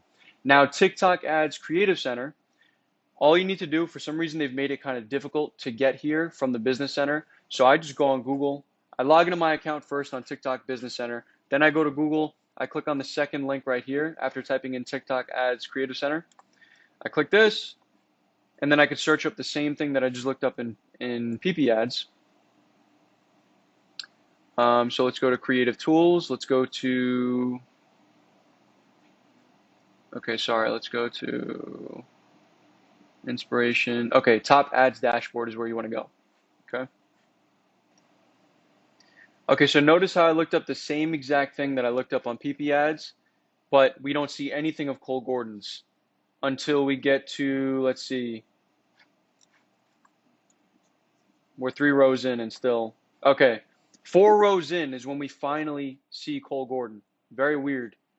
So I like using, so I still like using the TikTok ads creative center, but sometimes, I'll just look at both, see which ads are the best between the two. And then the third thing here, all you have to do is go to type in Facebook ads library on Google, click on ads library, the first link. Once this opens up, I could do the same thing. So for ad category, just click on all ad categories, all ads. And then now I could type in the same thing, closers.io. Now I could see his Facebook ads, right? And we could see which ones are doing the best. This is why I like looking at all 3 platforms, because notice how his face is not in any of these ads. So I could see the UGC content, which is user generated content, meaning that he paid somebody else who's a user on the platform. I could see his UGC ads, right? And I can get ideas from there. And I could see as many ads as possible without having to pay for any of these platforms. And then I can also see the data, right? So let's look at the data. PP ads, it tells me the amount of ad impressions, tells me the amount of days, it tells me the date that it started and ended. So I can even see ads that he's had in the past, right? So this one was from July 24th to 26th. So this didn't work out. It could be either because of the creative or because of the ad audience that he selected. I've seen this ad a lot, so I know it's not because of the audience, because he obviously used a different audience and is still using that ad to this day. But sometimes I could look at things like this, like, okay, he only had it for 2 days. He was targeting the United Kingdom, ages 25 to 35, but it didn't work out, right? So for some reason, he took this down after just 2 days because it wasn't hitting his KPIs. Okay, so that kind of tells me something. So I can also see most people are not going to be as big as Cole Gordon. Like if you're looking at your competitors, you might not be looking at people that are massive like Cole Gordon. But what this basically can tell you, if they're not so massive, especially, is that they tested a creative and it just didn't work out, right? And if I see that he only has this creative once, let's say, for instance, which is not the case because he has it over here, and this is still running to this day. If he only has it once, that indicates to me that this wasn't a good ad.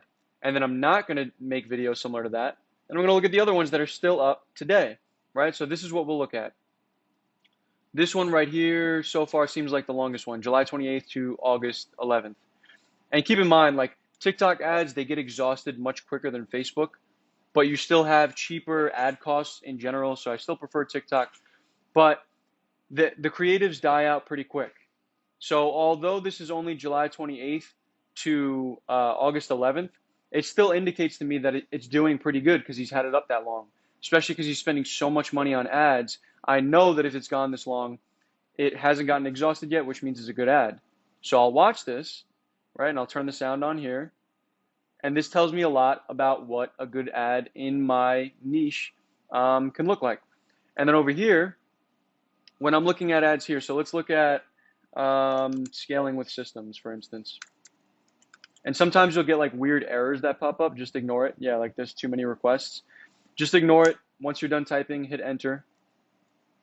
And then let's take a look at scaling with systems ads, if we could find any. Okay, so I just searched up 2 people and nothing came up for them, but let me just emphasize what you can see, right? So you can see the CTR, click-through rate, how many people are clicking.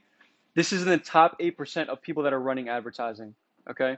Top 8%. Then you got top 6%, and you got the likes, and then you can see their budget, how high their budget is. Obviously, high means a lot of money.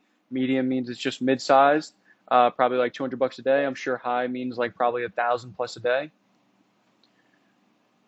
Now, the reason why some don't show up on here, and they do on PP ads, is because when people are running their ads and they come here to the TikTok Creative Center, like when I first came here, it actually asks you if you want to share your ads in the TikTok Creative Center. I said no because I don't want competitors looking at my ads. So it's pretty interesting. You can actually choose whether or not you want to put your ads in the TikTok Creative Center or not. But if you choose not to, right, then you can just go to PP Ads, and that's why I like using ppads.com. If you have any questions on any of this and doing market research, put it in the group. But this is a really, really great way to see all of your competitors' ads, and even, I didn't even show you this here. Let's click on See Analytics, and also this here, right? So Joel Kaplan shows up here. I can click on Learn More and see his funnel, right? So I can click on Learn More, see his funnel. Okay, so you can't unless you pay. Or if you catch somebody on here, you can copy their landing page and see their landing page from the TikTok Ads Creative Center. Take advantage of the free trial on here because I love clicking on people's landing pages. So in the very beginning when you're doing market research, where it's the most important, you'll be able to see people's funnels and things like that. Do as much research as possible. Look at everybody's websites. You can do the same thing on the TikTok Ads library, right? So if you can't find somebody's, like for instance, I can't click on this guy's Learn More because I'm not paying for PP ads. I could find him in here, guarantee you. I'll find him in here, and then I could just click on his landing page here. All right, so we'll find him. You get the point. Once I find him, all I have to do is click Learn More and then open up his landing page. I can even opt in. Sometimes I'll opt in to see what their emails look like, to see what their VSL looks like. I'll even book a call sometimes, even though that might sound mean, but usually I'll cancel immediately. But I'll book a call sometimes to see what their thank you page looks like too. So this is how you do proper market research. See what your competitors are doing, see what their ads look like. Grab all the stuff that you like from the ads that are actually showing through those indicators that I mentioned that they're working. Look at their funnels, see what they're doing. If they're a big business, likely it's working because they do a lot of testing. And then you can go ahead and implement that into your business and do a lot of testing as well. If you have any questions, put it in the. This is going to be one of the most important videos of this whole entire course. We're going to go over how you can script multiple ads at once, why you should. And I'm going to start off by saying, creating different hooks not only allows you to make the same ad multiple times with just changing the beginning of the video, but it allows you to get started right away in one sitting of scripting, and you're able to produce 3 to 5 ads with very little effort. First, trying to create one ad, you test it, it fails, you wait a week, you create another, you test it, it fails, and then you're demotivated, right? So basically what this is allowing you to do is save a whole lot of time, right? It's going to make you more efficient, allow you to be more consistent, and will get you testing ads way faster so that you can get results way faster, right? Because if you're starting with just one video, it's not enough to test. If it flops, even if it does well, you're not sure if it could have done better. Had you made 3-5 ads that were similar, you could have maybe gotten even better results. So it's saving you time, right? There's no use in just testing one video per week. Test multiple at a time, especially because I recommend in every ad set you should have anywhere from 3 to 4 videos per ad set. So you might as well create 3 to 4 videos to start. So there's 2 different phases here, right? My goal with this course is to kind of break this down as simply as possible. A lot of people just stay in phase 1, right? There's phase 1 and phase 2. Phase 2 is if you want to go really hard. And I do recommend you do phase 2 because it's going to make you even more efficient and even more effective. But my goal is to make this so easy, so actionable, that there's no reason why you won't get started. I'm going to break it down as quickly as possible for you, right? So phase 1, you've got hook 1, hook 2, and hook 3. And these hooks are essentially angles. Okay, so imagine you're a real estate agent. Let's go down to our hook examples. This is a real estate agent who's looking to attract some buyers, right? So you've already seen all of the homes on the market, and that's the problem. You need to see some off-market homes, and I have tons, right? So that's one hook. That's basically an angle. We can have another angle that has the same goal, which is to get more buyers. And maybe instead of talking about off-market properties, maybe I could say, you've seen all the homes in the market. The problem is you have a lot of bad real estate agents that don't know what they're doing. Work with me. I'll show you a whole bunch of homes within 1 day, 2 days.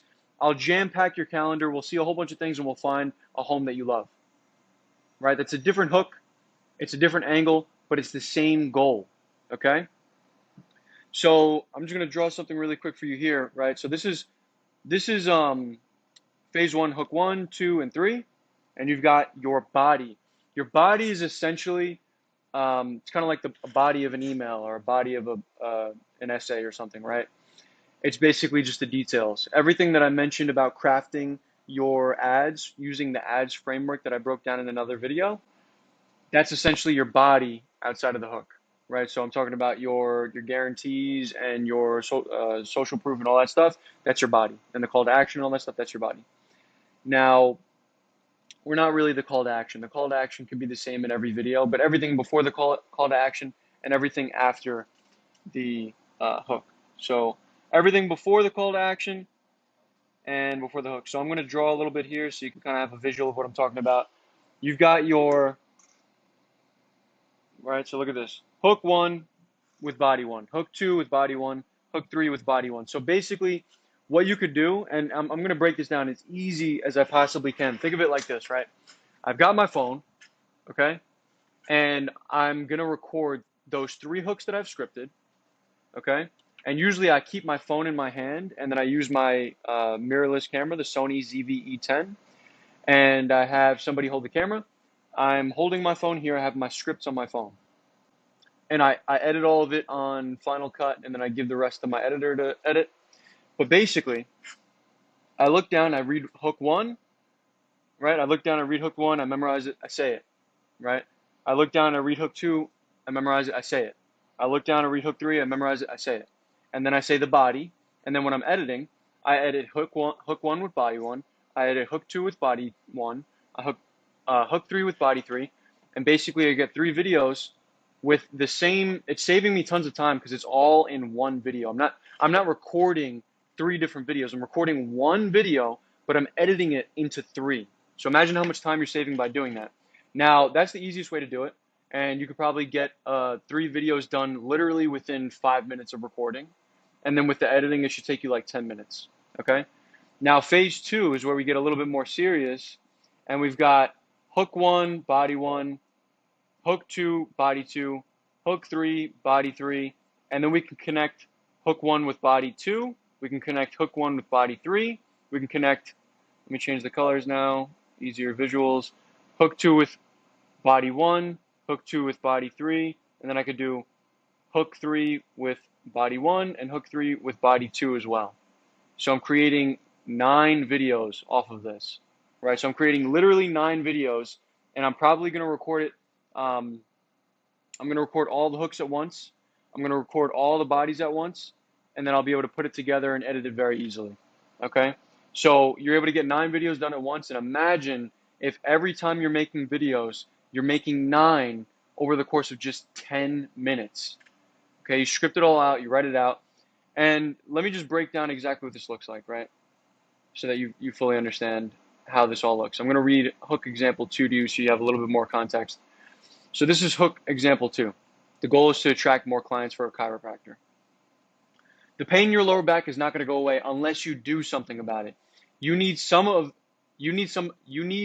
this, right? And then I just overlap some videos of me giving people adjustments if I was a chiropractor. Some videos of me cracking backs. You need some of this, and then I'll point, and then I'll show that video overlapping really quick. That's a hook. And then another hook I could do is like, listen, your back's been hurting you and it's affecting the way that you live. You need some of this. That's a different hook, but it's the same goal. And then these are bodies, right? So body 1, this is for the realtor. We have a comprehensive system that consistently finds us off-market sellers on a weekly basis, and we only show them to our clients, right? And then we follow that up with the guarantee, the social proof, and the CTA. Now body 2 for the chiropractor. It's usually $80, but if you're seeing this ad, it's only $20 for your first visit. Just enter the keyword back crack on the link below, right? And then we do the how you do it, the guarantee, social proof, CTA. Okay, usually my ads, I don't talk that slow. I talk very fast and I yell. Like, so I'll give you an example. We have a comprehensive system that consistently finds us off-market sellers on a weekly basis. That's how loud I talk, and that's how quickly I talk. Because you need to be eye-grabbing, right? Eye-catching. You need to, lots of sound. You need to be loud. You need to be grabbing their attention as much as possible. And that's one of the easiest ways to do it. So that's essentially how you're going to create multiple ads at once. You could start off here very easy. Within just 5 minutes of you recording, you can have 3 videos right off the bat. Very, very easily. How hard is it to come up with different hooks? Okay, it's very, very easy. Sit down here with the Google Doc just like this. write out hook one, right? Something like this one you saw. You've already seen all the homes on the market. That's the problem. You need to see some off market homes, and I have tons. The whole goal is say things that other people are not saying. Get them to think from a different perspective, okay? And make it like it's so easy and it's just so obvious. You're just the obvious choice, okay? And when you break it down like that, people have to watch the rest of the video. They have to stop scrolling. They have to listen to what you're saying. And this is probably the most important video in this whole entire course, because if you create your ads this way, you'll see success way faster. You'll be able to test way more ads than all your competitors. While they're recording 1 and 2 videos and they're having to record 3 entirely different videos, you're able to just have one body, 3 different hooks, you record it within 5 minutes, and you're able to accomplish way more. Then when you think of when you're recording your ads, you're like, oh, I could do that again. That was easy. I could do that again. Versus if you're creating brand new videos every single time, you're like, oh man, that's so hard. I don't want to do it. You're dreading it. You're not going to want to do it in 2 weeks. You're not going to want to be consistent. And that's what's going to set you back. You're going to get less results. You're going to test less ads. You're going to settle on the ads that are not doing that good. You're going to keep them up for longer. You're going to waste more money. So overall, I want you guys to avoid that whole process. I've been stuck in that process of just letting ads stay that are not doing that good. They've already died, but I keep trying them because I don't want to film my ads again. If you follow this framework, the framework that I laid out for you, and then also the framework for creating your ads, right? Writing them down, coming up with the hooks and the bodies, you'll be able to blow past all of your competitors. If you have any questions on this, put it in the group. So for my TikTok ad video caption, I usually just rephrase and re-emphasize my core hook/offer, right? I'm still trying to induce some curiosity there. Think of it as another way to hook them in, and you can have literally 3 different ways to hook in your market, right? At this point, you'll have the verbal hook that you give in the beginning of the video, right, with your speech, the overlay text for the hook, right? So something that you're putting on top of the video at the very top to grab people's attention, as well as this caption that I'm talking about. And what's interesting about TikTok versus, Facebook people are very heavy on copy with their ads. With TikTok though, like think about how you don't really click on captions and like read these massive captions on TikTok. On Facebook you will, but TikTok that's just not the case. You want to let the video do a majority of the speaking, a majority of the talking. And I'm going to show you one of the viral ads that I have now. This one here, 624,000 views that I got. And we got so many sales from this one ad. And you can even see someone here saying this is genius. So it was a very simple caption. I said, a virtual assistant edited this video, scale with a VA. And I put a couple emojis, right? So my hook here, I'm saying, imagine having an assistant operating your business for you for 20 bucks a week, right? For 20 bucks a week. So that definitely piqued a lot of people's curiosity. Made them want to watch the remainder of the video. And then on top of that, if they read the caption as well, a virtual assistant edited this video. So they're going to see how nicely edited the video is. And now with those 2 things combined, they're going to be like, oh my God, holy crap. You can see I did this ad a while ago. This was back in January. So I didn't have like a caption overlaying the video. Now I usually do. But notice how I didn't put that much effort into this, right? I just said a virtual assistant edited this video, scale with a VA, had a couple emojis here. And the whole idea here is that this is another way for people to see something on the screen and hear things, hear the things I'm saying, read the things I'm saying on my caption, and just think about, what is this guy talking about? What is he going to say in this video? I want to click on this link. I want to read more, okay? And I'm going to show you something else here in a minute in the next video, okay? So this is very important. If you are working on your caption, it's very important. Don't spend so much time on this. Again, I just want you guys to hit the ground running, launch these ads quick. Don't spend so much time on this. Just try to re-emphasize your hook, right, that you're already saying in the video. Just say it another way. It's basically an additional chance for you to get people's attention. Any questions on that? Put it in the group. Okay, so your video sales letter, okay? This should be no longer than 6 minutes. This is what's going to be on your website. Keep in mind, anybody that's coming from advertisements, especially from TikTok ads, they have very short attention spans. They probably just came from doom scrolling nonstop, and then now you're interrupting them, but they're interested. They're opting in.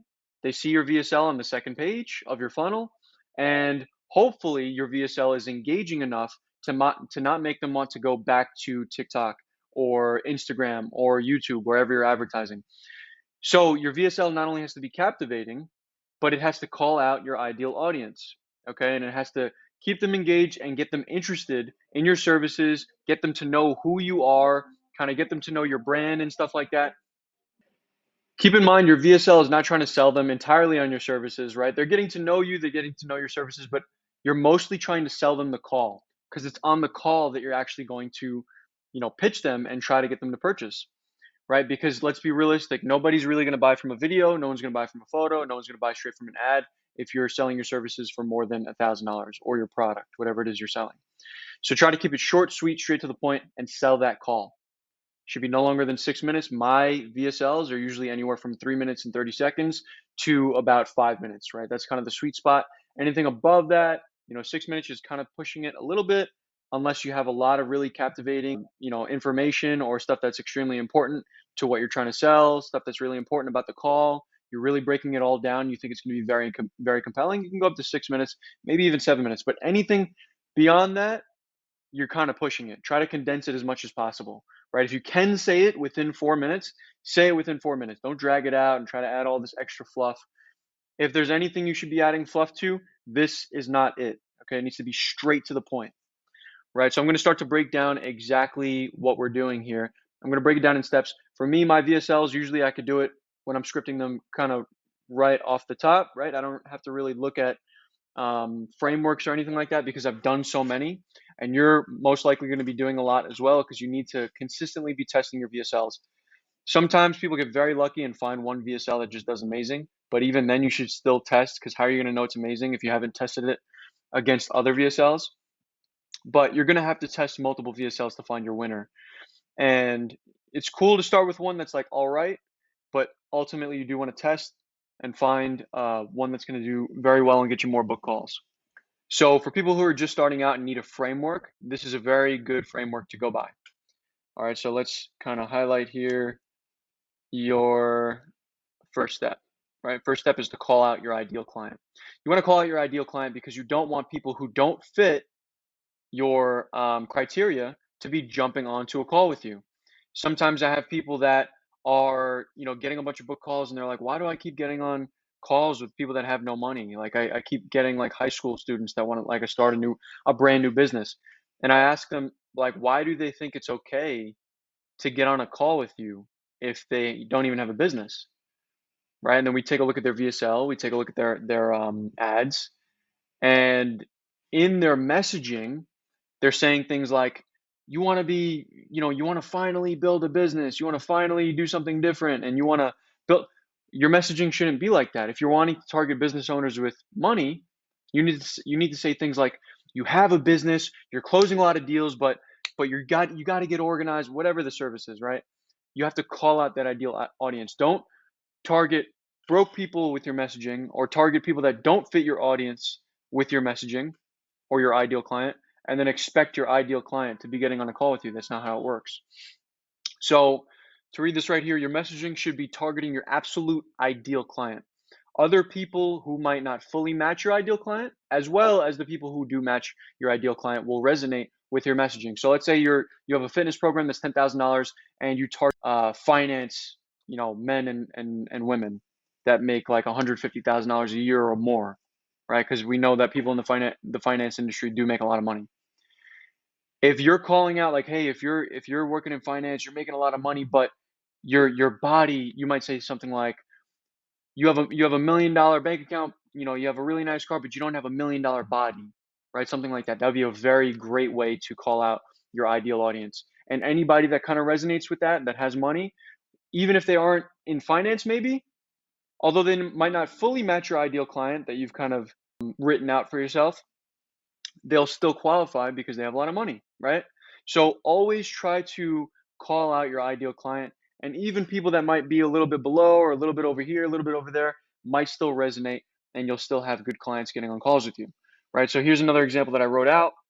If you're a real estate agent looking for sellers who want to sell right now, you'll want your messaging to say something like, sellers who are looking to sell their home right now, right? And you might still get people that want to sell next month, right? But people who want to sell right now are who we want to take action the most. But what we probably won't get if we call out our audience like this, we probably won't get people that are wanting to sell their house next year because we said that. Okay, so you want to be very intentional with your messaging. Next thing we're going to go over offering guarantees. Okay, so offering guarantees. So in our offering guarantees, we're stating what you do and how you're different from everybody else that does what you do. Now, if you're selling a service or product, there's more than likely there's other people that do it too.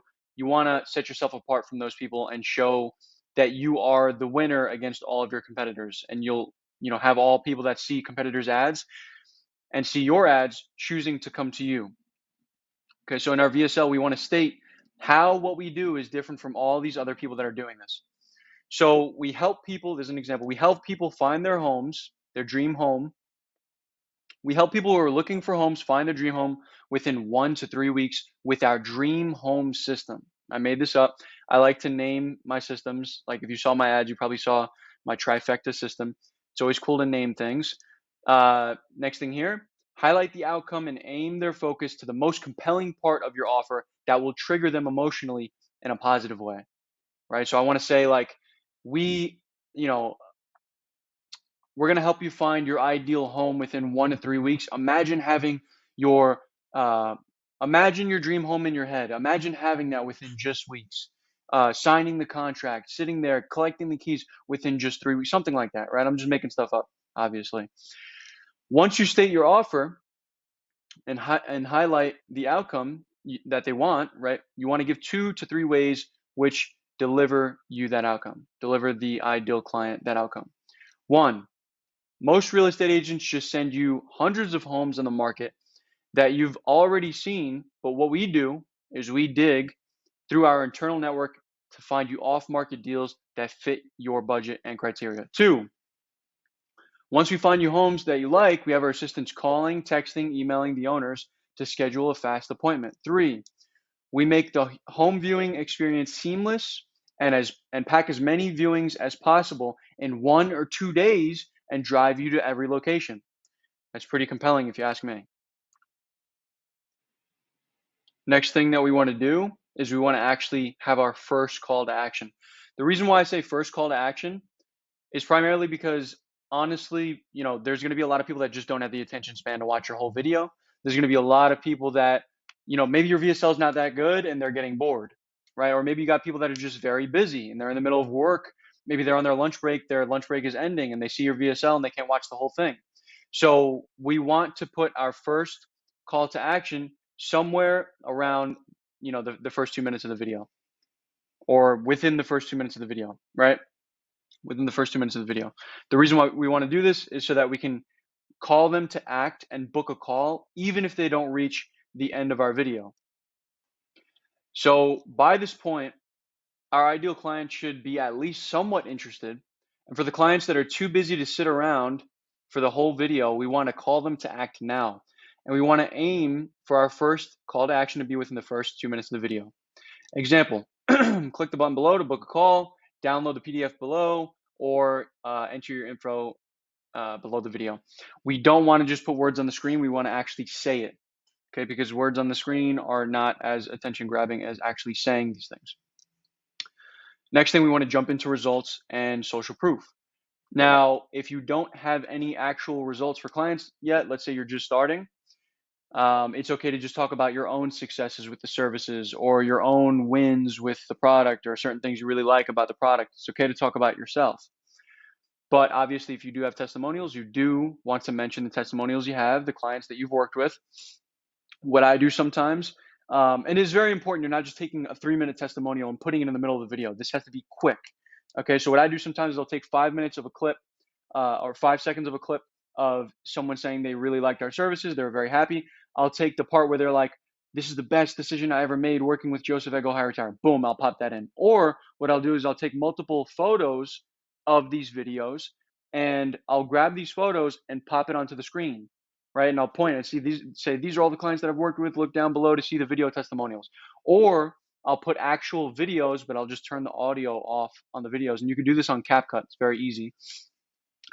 I'll have the videos of them talking and I'll point to all of them, and there'll be videos, but none of them will be talking, so they'll still just hear me. But it looks, a lot more attention grabbing when you've got people moving on the screen and you're pointing to it. So state the results that you've gotten for previous clients or happy customers you've had and why. Your goal is to seem superior to other competitors. Next thing, we want to highlight any famous clients, massive results, any podcasts that we've been featured on, articles written about me that are related to the services. Okay, so like if I have a fitness program, I'm not going to talk about like how I was a lifeguard and I talked at a conference about being a lifeguard, right? Try to include evidence of your claims, right? Like I mentioned, you could put videos on the screen, photos on the screen, or put actual case studies on the screen. Actual reviews, Google reviews, Yelp reviews, whatever it is. Example, if you're a real estate agent, you can include pictures of you with your clients holding keys, pictures of you on stage talking to people, showing you're a professional in the space. Okay? And nail in the coffin. This next part's very important. Now, this is where you drive your points home of your offer by explaining what your strategies, techniques, why your strategies, techniques are so much better than others.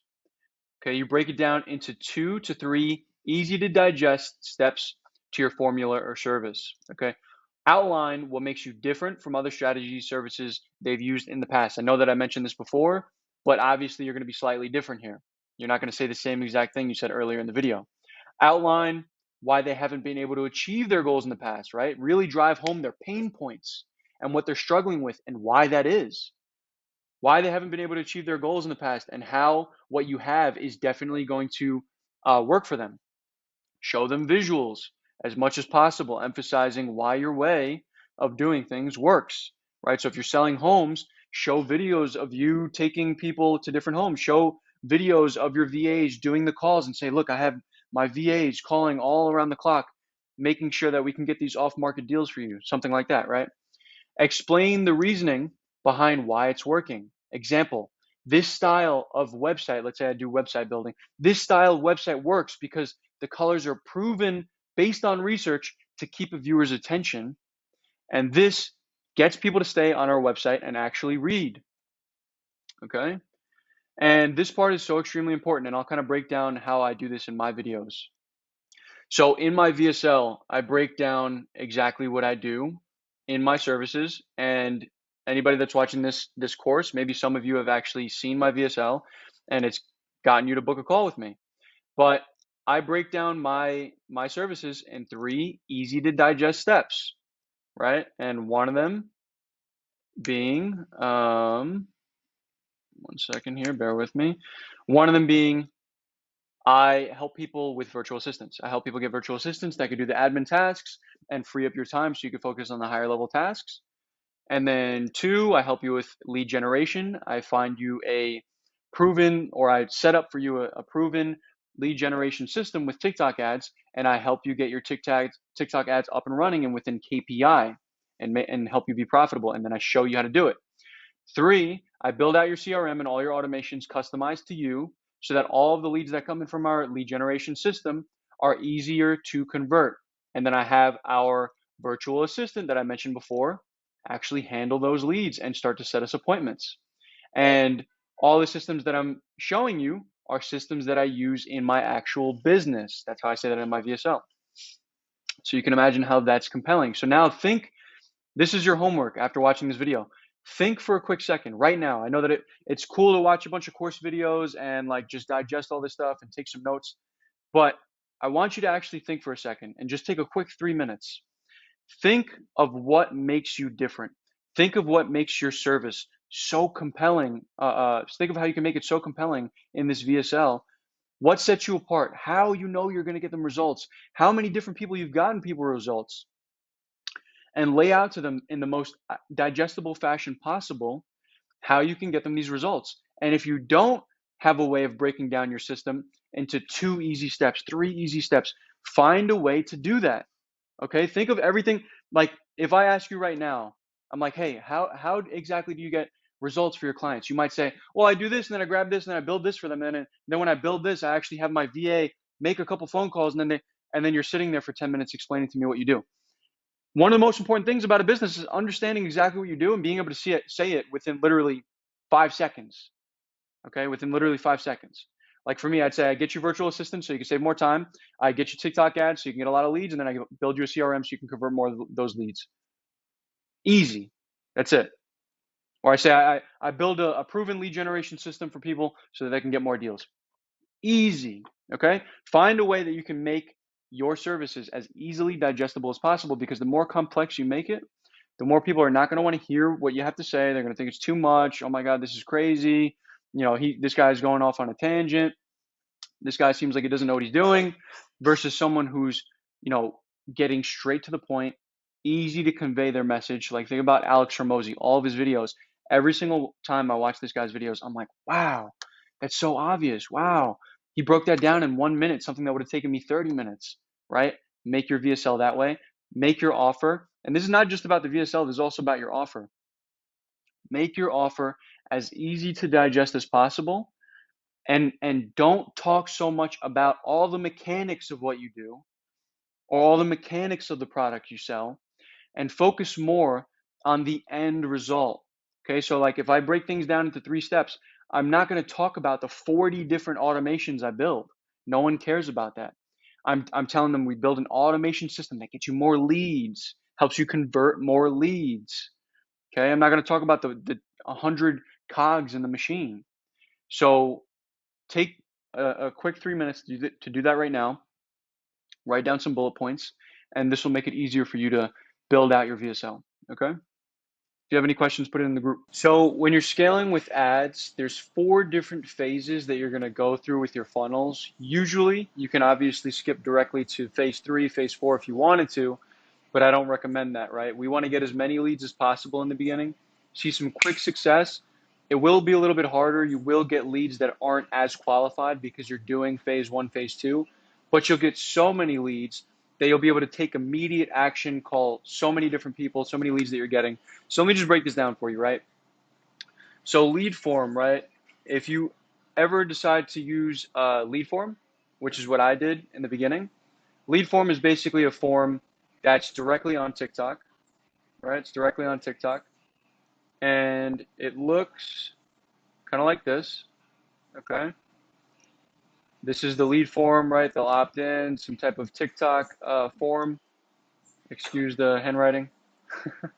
And it'll be a simple form like this, right? They put in their name, their email, their phone number. They click on a button, right? And then that button's going to lead them to where they can click, like book a call, okay? They're going to be prompted to take a certain action, okay? And if they're prompted to take that certain action, right? Let's say they click on the button that says book a call, right? They click this. Then they're going to be redirected to your book a call page, okay, where they can actually book a call on your calendar, right? And your calendar will show up, and then they book it, and then they end up on your thank you page, okay? And once they end up on your thank you page, then from there they'll see some sort of video where you're thanking them and giving them instructions on what the call is going to look like and stuff like that. But the whole thing about this lead form to book call to thank you page, it's so simple, it's so fast. A lot of people are going to be taking action and booking a call with you, but then they're going to completely forget that they even did that because it was so easy to do.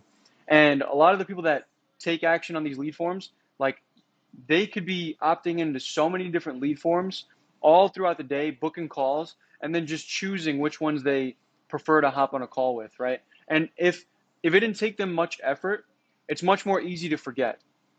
And if they forget, then what happens is you show up to the call. Let's say you have a 2 o'clock, 3 o'clock, 4 o'clock.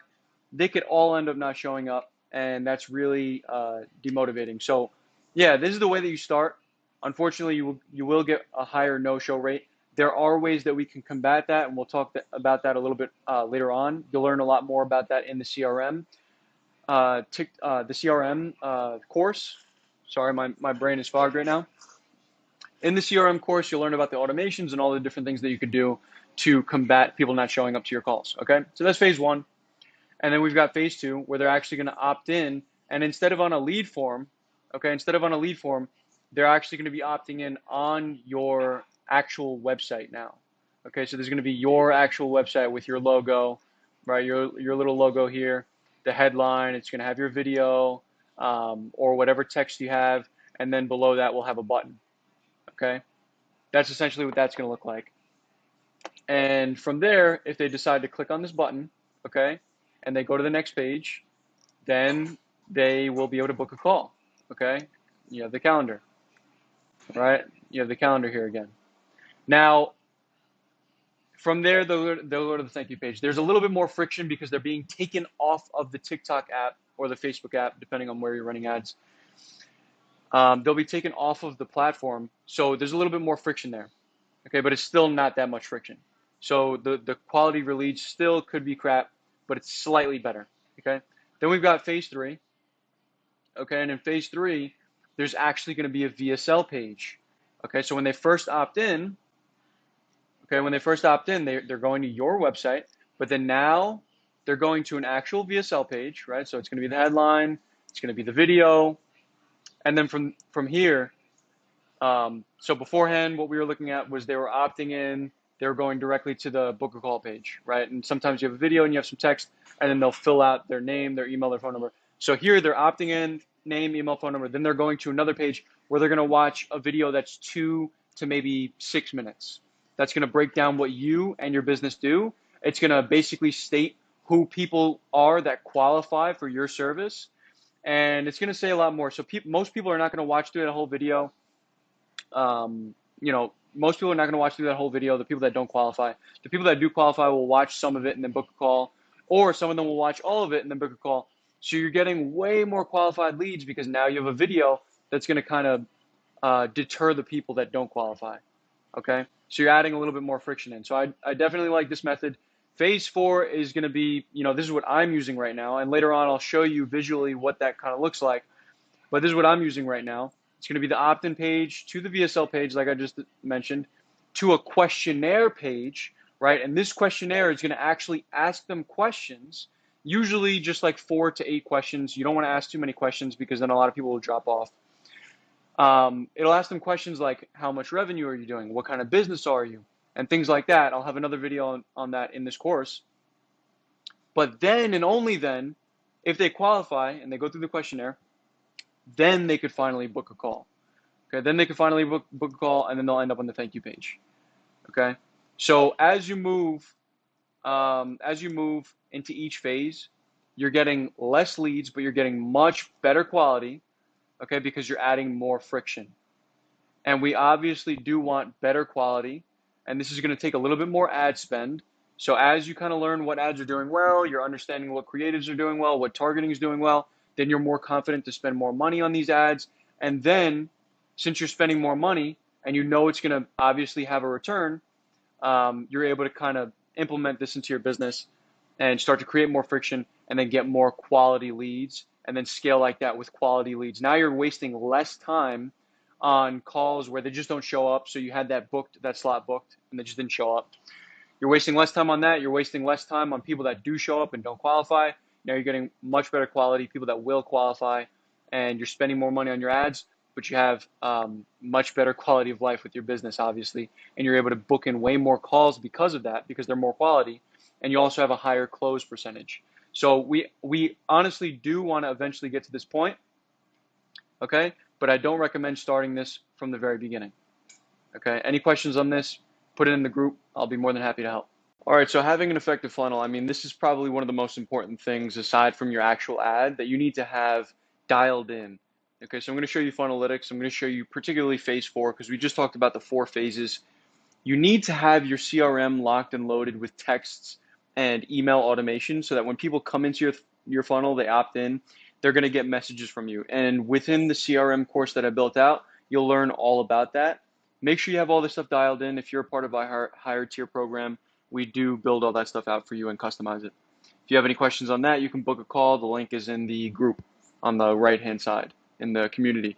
So don't let any lead go to waste no matter what phase you're in, okay? So whether you're in phase 4, phase 1, 2, 3, it doesn't matter. make sure that no lead is going to waste. Every lead that comes into the pipeline is getting hit with automations. You're taking over, you're having conversations, you're calling people, you're setting up book calls, and you're trying to convert as many people as possible. Make sure that, just like I mentioned before, you're doing research on your competitors as well to see what their funnels look like. And I'm going to show you a really effective funnel later on in this video and get ideas, right? But this is the general framework, okay? Here we have, I call it the Go Hire Retire method, but a lot of people are obviously using this method, but this is what we're using within Go Hire Retire. So you've got your ads, Facebook, TikTok, they opt in. This is phase 4, like I said.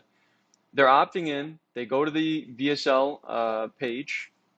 One second, let me just make sure I have this on. They go to the VSL page, right? And once they opt in, they're immediately getting text, email, call, follow-ups. They'll get a qualification call with your appointment setter or with you if you don't have any appointment setters or VAs yet. Now, if they don't qualify, they end up here where we tag them with not qualified. We don't talk to them at all anymore.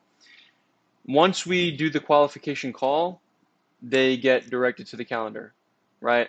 Now, if they actually book directly on the VSL page or they want to book and they click the book a call button, they're going to actually go to a qualification form. From that qualification form, they also go to the calendar. So they can end up on your calendar one of two ways, right? Once they end up on the calendar, they go to the thank you page with a short video that's going to kind of break down what you're going to be talking about on that call. That should be a short 1 to 2 minute video.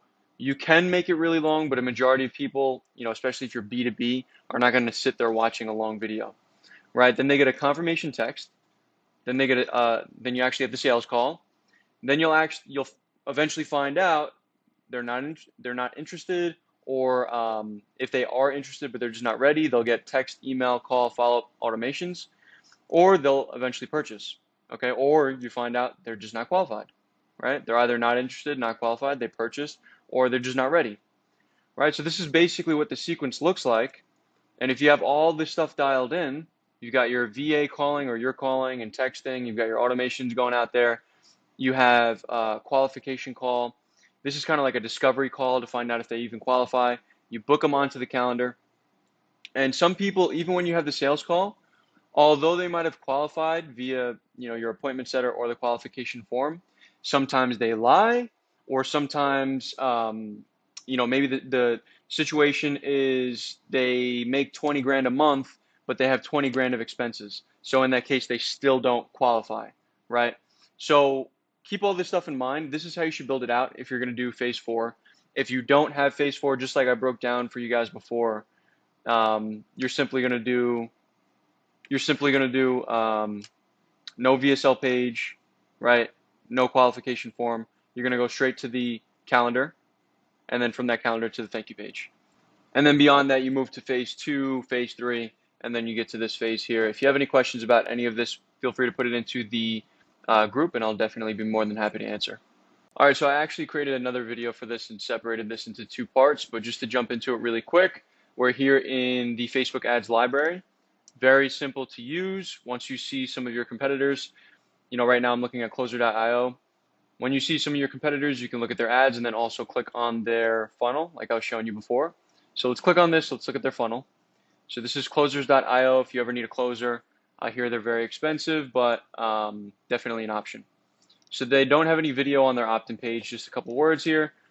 Once you read this and you're like, okay, I'm interested, you click get started. I'm going to actually opt in here to show you as an example. So now we're moving forward. Now you've got the VSL page, like I mentioned to you guys. You watch the VSL 5 minutes, or maybe you just watch a little bit of it. Everything else is interesting you. You click schedule demo. Now you're redirected to a qualification form, just like I showed you guys before. And we will say yes. Type in the name. Okay. All right. See, they only have a couple questions. I think it's probably going to be a total of 8. So let's say we're doing this. And then let's say hiring is. I'm just typing out quickly. I'm not actually putting everything to a T. And then we've got our calendar here, right? And then we book onto the calendar, which I'm going to cancel immediately. And then we've got our thank you page coming up. Boom, here we go. Thank you page, just like I told you.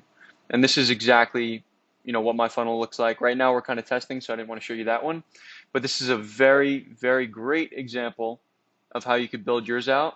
It's super easy. You could tell that you don't have tons of these large pages that you have to put tons of copy into and stuff. It really doesn't require that much thought to build something out like this. It could literally take you 45 minutes to build this out, as long as you have all the videos ready. And later on in the course, I'll show you how you can break down your VSL video, how you should script it. These videos tend to be really short. And you can see on this thank you page, he has a 2-minute video. And then you have even more stuff you can watch, which is pretty smart too. And I'm pretty sure this one will be an actual long one. Yeah, 27 minutes. So he's basically giving you an option. He's saying, listen, in this 2-minute video, he's breaking down, listen, this is what we're going to talk about on the call, blah, blah, blah. If you want to learn even more, we have a training for you, free training, blah, blah, blah. Click the button below, and then we get redirected here. Okay, any questions on this? Put it in the group. This will be the most important video in all of the TikTok ads course, or if you're watching this in another course I might have, just the ads course in general. So what I'm going to break down here is the ad copy framework. This is going to be exactly how you make your ads and how you can easily test your ads so that you can then scale your ads. Okay? So ads copy framework, right? And this is going to be, I might have said this in other videos and I might say this in future videos, but I really want to drive this point home. What we are essentially doing is sitting down with the camera, whether it's an iPhone or a Sony, Nikon, Canon, whatever it is, and you're recording one long video. It could either be one long video or it could be maybe 1, 2, 3, 4, 5 separate videos that are going to be your hooks and your body that you're going to chop up and edit separately and then put together later on. So in this example that I'm showing you here, which is going to be a really great way for you to start, 3 hooks and 2 bodies, which I'll explain later on if you don't know what that is already. Instead of making, this is going to make 6 videos, and instead of making 6 separate ad videos and needing to edit 6 1-minute long videos, which by the way is a lot of editing if you want your ads to look really good, instead of editing 6 long 1-minute videos, you can actually edit 5 tiny clips. So hook 1, 2, and 3 will probably be like anywhere from 5 seconds to 15 seconds. Body 1 and 2 will be anywhere from like 15 seconds to like 30 seconds, or like maybe even like 35, 40 seconds. So imagine being able to just edit 5 tiny clips that you can then combine together instead of having to edit 6 completely separate videos that are all going to be really hectic to edit and put together. It's just definitely a hassle. I've done it myself. Okay. So the way that this looks is you're creating 3 hooks, which I believe we already talked about in another video, and I gave you examples of what hooks look like. So for instance, in one of my ads, I said something along the lines of, if you want to, if you don't have a CRM already and you're just relying on email marketing, you're going to be left behind. I said something like that, right? That's considered a hook. And then maybe another hook would be something like, listen, SMS has a 97% open rate while email marketing emails have a 21.5% open rate. What's the obvious choice when it comes to marketing, right? That could be a hook. And they're all along the lines of CRMs. Okay, so that's essentially our angle. I didn't really write anything on here in regards to angle, but that's our angle. Our angle is the CRM. One thing I want to be very clear about is that in the beginning, it's okay to have different angles and test different hooks, right? So like for instance, I might have one hook that talks about CRMs, then I'll have another hook that talks about VAs, and then I'll have another hook that talks about ads, okay? 3 different, those are called angles, okay? That's it's been pretty popularized, angles. Now, I don't recommend later on having a whole bunch of different angles that you're tying into these hooks, because then what's going to happen is you're testing too many variations, right? There's too many variables. You're testing too many variables at once. Like you don't want to be testing different hooks that are also different angles, and then you're also having different headlines, and then you're also having in the body like different colors that jump in, and you're having different buttons that show up on the ad. Like instead of learn more, it says like buy now or something like that. You don't want to test all these different variables. You want to keep the variables to a minimum. So if I'm going to test 3 hooks, like I said, it's okay if you do this in the beginning because you're just trying to find the best angle in the beginning. So you can have 3 different hooks that are 3 different angles in the beginning. But once you find out what angle works, you stick around that angle and create different hooks around that angle. So if I'm talking about CRMs in my hook, I'm going to continue once I find out that that's the winning angle. I'm going to create hooks around that angle. Not to get too deep. Okay, I really don't want to get too deep. I want you guys to be able to digest this very easily. But hook 1, 2, and 3. What we're focusing on right now, like forget about the angle thing. You write that down, save it for another day. But right now we're going to focus on these hooks. Okay, I gave you a couple examples of what hooks look like. So you do want to start off with these 3 hooks, and in your video, if you're going to make it one long clip, you'll simply do it like this. Right? This is how I do it. I hold my phone in my hand, I have my hooks written down in my notes, I have my bodies written down in my notes, and I say in the video, I'm reading my notes as I'm doing the video, and then I'm cutting out anywhere where I make a mistake or anywhere I'm looking down and reading and trying to memorize the lines. So how I start off is I say hook 1, and then I say hook 1. And then when I'm editing that, I can easily identify hook 1. If you're ever editing in Final Cut, iMovie, you can see the audio and see where it jumps up. So if I say hook 1, and then I pause, and then I talk, I'll see there's a little jump, and I'll be able to easily identify, oh, that's where I say hook 1, because there's only one little jump there. If you don't know what I'm talking about and you haven't done any editing yet, ignore that. But if you have edited before, you know exactly what I'm talking about.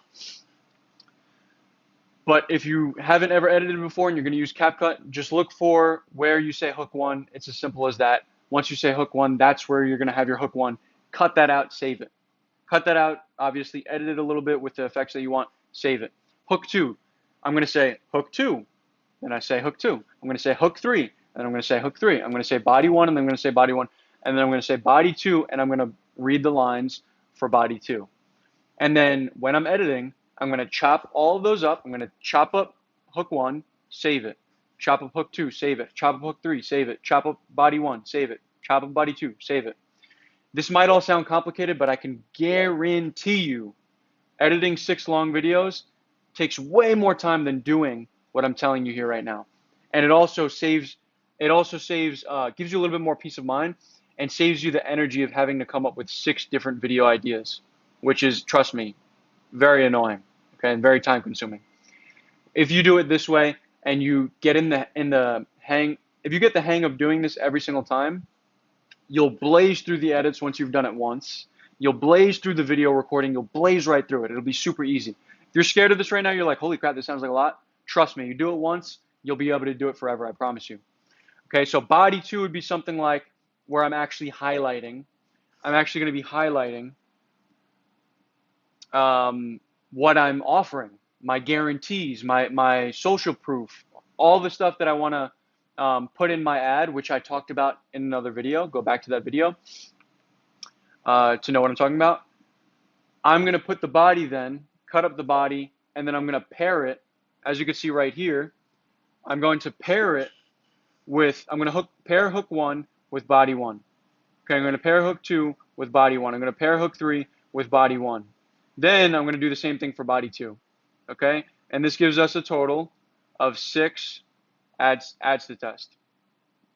Okay, now launch 2 ad sets. Once you have all these videos together and you combine them, don't worry about making your ads amazing. If you use the training that I made on CapCut, which is one of the bonus courses that I have in our course, so if you're posting in the community and you're getting likes on your posts and you're getting comments, you'll easily rank up to, I believe it's level 3, very easily. You'll be able to unlock that course and learn more about how to edit with CapCut. When you launch these 2 ad sets, once you've combined all these videos, all these little clips, you combine them, you create your video. One side note, and this is for people that want to get very particular, you can ignore this if you don't.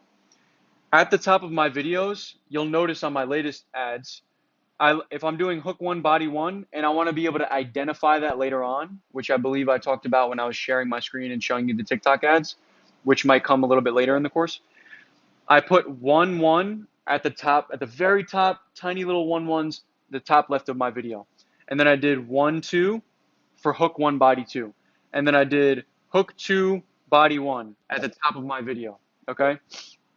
So if you want to easily be able to identify your videos when you're actually creating your ad sets and choosing what ads you want, that's a really easy way to do it. When you're editing your video and you combine H1, B1, just put 1-1 at the top left. Very easy to identify. Okay, so moving on, right? We're going to create 2 ad sets, same targeting, because we don't want too many variables. Again, we don't want too many variables. We won't be able to properly attribute if we have too many variables. Because if I'm testing 5 things at once, I'm not going to know what it was that made this ad successful. So test the variables one at a time. So in this case, we're testing hook 1, body 1, and all the different hooks, body 2. That's what we're testing right now. We're not going to test buttons. We're not going to test a million audiences. We're going to choose one audience, or we're going to choose one audience and stick with that. So in this example, let's say we're doing United States as the location, age range is 25 to 54, and the interest is marketing. That's my audience. It's an interest. People that are interested in marketing. Simple. And don't use this because this is not a real example. I'm making stuff up for this video. So now in ad set 1, it's going to be the same exact targeting, US 25 to 54 and marketing interest. And then ad set 2, I need to fix this to say ad set 2, but ad set 2 is going to be the same thing. Okay, US 25 to 54 and marketing interest. That's ad set 1 and ad set 2. Ignore this. I know it says 1, but I'm going to change that later on. I'm also going to attach this visual that I created here. I'm going to attach this down below. So if you want to download it, study it, look at it whenever you're creating your ads, you can go ahead and do that. Now I have body 2 in my ad set 2, and I have body 1 in my ad set 1. That's how I chose to separate this. Quick side note, if you don't want to do 3 hooks and 2 bodies, you want to keep it a little bit more simple, you could do 2 hooks and 1 body and just test 2 hooks. If you want to start really, really fast, you want to start fast as hell, and you think you have an idea of an angle that's going to work, and you just want to launch it fast, and you don't want to do tons of editing, you could do hook 1, hook 2, and 1 body, and just do the 2 different hooks. Simple as that. And then once you find that the angle is working, or you find a hook that's working, you build on that. But I like to use this framework. I think it's a good way to start, and it's a good way to continue to make your ads. It's how I make my ads, okay? So if you start like this in the beginning, you do the harder version in the beginning, you'll be able to, I promise you, it'll be a breeze going forward. And we'll be able to identify the winning body and hopefully the winning hook by testing these ad sets, okay? And if you watched how I create the ad sets in the future videos, you'll see, if you watch how I create the ad sets and stuff, if all this is hieroglyphics to you and all this is very confusing, you will get it once I start to show you the ad sets and I start to show you choosing the ads and stuff. So just think more of the concepts right now, try to grasp these concepts, and then you'll be able to understand a little bit more later on when I'm showing you on the TikTok ads platform. Okay? So we have 2 examples here, and this is me trying to help you kind of digest this information a little bit easier. Example 1, I tested 2 ad sets, and after 3 days, spending $40 per ad set, winner of ad set 1, because when you are testing your ad sets, the most phenomenal thing about ads is that if you have an ad set with multiple ads in it, TikTok, as well as Facebook, as well as YouTube, they're going to identify which ad is doing the best and put most of the money into it. And you'll usually find that after the second day or third day. You'll be able to see, if you go to your ads, you look at the data, you'll see, wow, all the money is going to this ad. Why is that? It's because it's the best ad. It's the one that's getting the most clicks. It's the one that's getting the highest watch time. It's the one that's possibly getting you the most leads. So everything else is not getting any more money, okay? So once I see that one of them is getting more money, I immediately know that's the winner. So winner of ad set 1, let's say for instance is H1B1, and the cost per lead is $5. Okay, and you'll be able to see the cost per lead just by making sure that in your columns you have cost per result. And if you followed the way that I built my columns in the TikTok ads crash course, then you'll see, or I think it might be this course, whichever one, you'll know because you'll have watched it. You'll see the cost per result, which is if you're doing a lead campaign, a lead generation optimization campaign, cost per lead, cost per result will mean cost per lead. Cost per result means cost per lead. Okay? So let's say, for instance, I got $5 cost per lead and I've already gotten 2 sales. Or maybe I haven't gotten any sales yet. Still, this is pretty good. Winner of ad set 2 is H1B2, but I'm getting a $750 cost per lead. Okay, and I have also gotten 2 sales. But if I got 2 sales on both of them, then the winner is this one, bingo. The winner is this one, H1B1, because it has the lowest cost per lead and it got me 2 sales. Now let's say neither of them got me a sale. Let's say neither of them got me a sale. Okay? Still, I'm going to choose this one because it has the lower cost per lead, and I'm also going to look at the CPMs. I'm only using cost per lead in this example because I don't want to overcomplicate this. We're obviously going to look at the cost per lead, the CPMs, the click-through rate, all that stuff. Okay? We're going to look at all the data and try to understand why this one is winning. And then once we identify which one is winning and why they're winning, we'll turn off the other ones and put more of our money into the one that is winning. So if I identify that ad set 1, H1B1, is producing me better results, I'm going to turn this off and put the other $40 into this. Okay? I'm going to turn this off and put my money into this. So just to break this down again, this tells us that body 1 is the winner. Okay? This tells us that body 1 is the winner and hook 1 is the winner. Hook 1, body 1 is the winner. We can make more variations of this ad, okay, maybe with a different actor, maybe with different text overlay, maybe with different buttons. Maybe we'll create new variations of hooks that are similar to this one. And we'll see if we can get an even better KPIs. We'll see if we can get even better KPIs. And again, we'll have another video on KPIs, but maybe we get even better KPIs. Maybe our cost per lead ends up being, once I'm testing all these different variations, maybe I end up getting a cost per lead that's $4, right? Maybe I'm getting a cost per lead that's $4 or $3, okay? And that's what's so exciting about doing these ads this way, right? So it doesn't have to be 3 days, because I did mention like you can wait 3 days. It doesn't have to be 3 days. It could sometimes be 2 days. It could also be 5 times your target CPA. Okay, your target CPA is cost per lead. CPA means cost per acquisition. We're trying to acquire a lead. Okay, so it could be 5 times spending your target CPA. So if my target CPA is $5 cost per lead, okay, let's say my target CPA is $5 cost per lead, 5 times my target cost per lead would be $50. So maybe once I spend $50, I can look at the data, and if I feel like I have enough data and I could see the winner, then I don't have to wait 3 days. I could just wait till we have that $50 ad spend and be like, okay, H1B1 is the winner. Okay? Example 2. After 3 days, $40 per ad set. Winner of ad set 1 is H1B1, $5 cost per lead, 2 sales. But now, winner of ad set 2 is H3B2. The difference here is that in this one, hook 1 was the winner in both. In this one, hook 3 is the winner in this one, hook 1 is the winner in this one, and then on top of that, we have the same exact data. We have a $5 cost per lead, and we have 2 sales. It's the same exact results.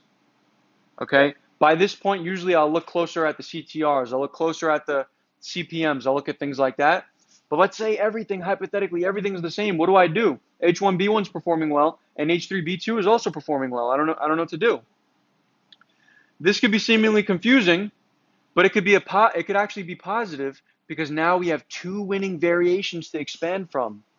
Maybe it's the same data, they're both winning. What do we do here? Now we have 2 variations to expand from. We found 2 winners instead of 1.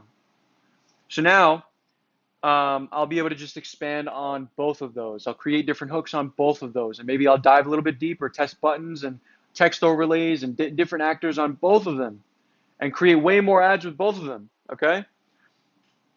Usually one will be at least slightly better. Let's be honest. Usually one will be at least slightly better. I know people are going to ask this question, and that's why I made this example, but usually one will be at least slightly better, and then that's the one that I'll choose. And if one is slightly better, what you can even do before choosing is you can pin them against each other with the same targeting.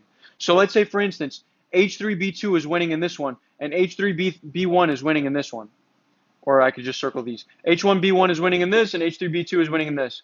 What I'll do is I'll create another ad set, right? I'll create ad set 3, and I'll put H1B1, and I'll put H3B2 in that. And I'll pin them against each other and see which one's the winner. If I really don't want to have two winners, and I really just want to find one, because I don't want to overcomplicate this process. I really hope you guys are following me. I know I'm saying a lot right now, and it sounds like crazy. I'm saying H1B2, and I'm saying all this craziness. But think of it from a higher level standpoint. We're just talking about hooks, we're talking about bodies, we're talking about ad sets, and we're talking about the winners. Okay? And what do we do with these winners? What are the different scenarios with these winners? What do we do? Usually one will be at least slightly better, and you could pin them against each other with the same targeting, and then we'll choose one, and we'll move on with that one and create variations of that one. Now, aside from expanding on ads, just the ads, you can also use the winning ad to test more audiences. Okay? So instead of just expanding on that ad, let's say before I expand on that ad, I could test new audiences now. You don't have to immediately start testing new ads again. What I like to do personally is once I find my winner, and let's say I'm doing a marketing interest, right? Marketing interest, and I found my winning ad, I'm going to turn off these other ads, right? Let's say I'm going to turn this off, turn this off, turn this off, turn this off, and let's say this one's my winner. I'm going to stick with this one. I'm going to keep this one going. Never turn off with what's working. If something's working, never turn it off. You have good results, never turn it off. And also, don't pump lots of money into something that's working. I'm saying a lot right now, I'm sorry, but I'm just trying to get everything that's in my brain, I'm trying to put it in your brain. Don't turn off with what's working. Don't put tons of money into what's already working. If you want to put more money into what's working, you then duplicate it. Do not put tons of money. Don't go from a $40 spend to freaking $300. Don't do that. What you do is you keep the $40 on, you duplicate it, and you could test it again with $200 separately so that you don't affect this ad. You don't want to affect this ad set. Do not mess with winning ad sets. Keep them on. Keep them alive. Don't tweak things. Don't change the targeting. Don't change the ads in that winning. Don't do anything with stuff that's already winning. It's easy to just duplicate and create something else. Duplicate, put another ad in it. Okay, duplicate, change the interest. So in this scenario where this one's winning, and I already won with the marketing interest, now I'm going to test, let's say, business interest. Now I'm going to test, let's say, dog interest if I have some sort of dog niche. Now I'm going to test cat interest. Now I'm going to look for hashtag dog mom. I'm going to test all these different interests. Okay, I'm going to test all these different interests. And now I'm finding new winning audiences. Maybe I find an audience that does better than the first one. Our goal in the very beginning is to find winning ads and winning audiences. Then we start to find more winning ads once we've already found our winning audiences. Let's say we have 3 winning audiences. That's good enough. I don't need a million audiences. Unless like TikTok starts rolling out more audiences, which they do sometimes, I'm not trying to test a million audiences. Okay? And I'm sorry for making this video so long. I might split it into 2. I'm not sure. Okay, but I want to find new winning audiences / targeting. Okay, and again, you should never turn off winning ad sets. Just duplicate them and test new targeting and bodies. Right, so I could test the new bodies and new ads, or even new hooks. If you're gonna ever do new ads and stuff, duplicate. Do not tweak or add new ads into a winning ad set. Okay. Find your controlling variables, which if I find a winning ad, that'll be my control variable. Okay. If I find a winning ad audience, that'll be my control variable. What do I mean by control variable? My first ad that I found as a winner, I can now use this to test a bunch of audiences. That's my control. Now I could do another ad set where I'm testing different buttons. Learn more, buy now, order now. These are all buttons I could test. I'm going to use my winning ad and my winning audience as my control variable, okay? To test more targeting and ads. Again, never target multiple variables at the same time because you won't know what the reason was for it winning, okay? You could do tests like I just mentioned where you're testing the call to action button. Like I said, learn more, order now with winning ads and winning target audiences. Don't try to test different bodies alone in an ad group when first testing new ads because you'll blow through your money. What do I mean by this? I meant to put ads here. Don't test different ads alone in an ad group. So what do I mean by this? Some people might say, well, Joseph, why don't I just do H1 in a new ad set, H1B2 in a new ad set, H2B2 in a new ad set, H3B2 in a new ad set. And I can have 3 ad sets here. I could have 3 ad sets here. And then on top of that, I could have 3 new ad sets here. I could have a total of 6 ad sets. Why don't I have a total of 6 ad sets? So I could test them all individually. Well, listen, TikTok's minimum spend per ad set is $20. And if you do it that way, you're going to have to spend at least $20 per ad set. You're going to blow through your money. You're not going to have a lot of data because if you're spending 20, 20, 20, 20, 20, instead of just having 2 ad sets where you're putting 40, 40 is going to give you more data. 20 is not going to give you much data. If my cost per lead is $10 and I'm spending $20 per ad set, I might get 1 lead or 2 leads. Is that enough data? No, it's not enough data. Versus spending 40 might help me achieve a lower cost per lead. But even if my cost per lead is $10, I can get 4 leads or 3 leads at least. That's a little bit better data than having 1 lead, okay? There's not enough data there. There's not going to be enough impressions. There's not going to be enough clicks for me to analyze the data. And you're going to blow through money. If you're doing, let's say you can afford to do $100 per ad set, and you're doing 100, you're blowing through your money testing all of these different ads, okay? You're blowing through your money here. So you don't want to do that. If you guys have any particular questions on this, I know I went through a lot, feel free to put it in the group. Do not be shy. There's no stupid questions. I love answering questions. Even if you feel like, oh man, this might sound kind of stupid, trust me. Put it in the group. You'll get a quick answer. No one's judging you. Trust me, okay? I know I went over a lot, so there's going to probably be a lot of questions, but I'm here for you, okay? I'm here for you, and I'm looking forward to your success. All right, so you're a bit into the course now. I hope you're enjoying it. Definitely tons and tons of value. Like this video if you haven't yet. Subscribe, watch some of my other videos after this. And if you want to get my school community with 9 of my courses for only $37 a month for a limited time before it goes up to $197 a month, get it now. You can get direct access to me every single Wednesday. That's at school.com/GHR. Okay, so now I'm going to show you me actually launching the ads, right, from start to finish in the way that I've shown, right? So far we've talked about having 3 different hooks and 2 different bodies to start off.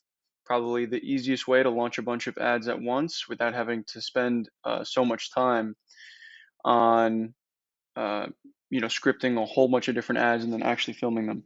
So I'm going to go back to campaigns really quick. I'm going to show you how you can launch the campaign, right? So just go to where it says campaign, click on create,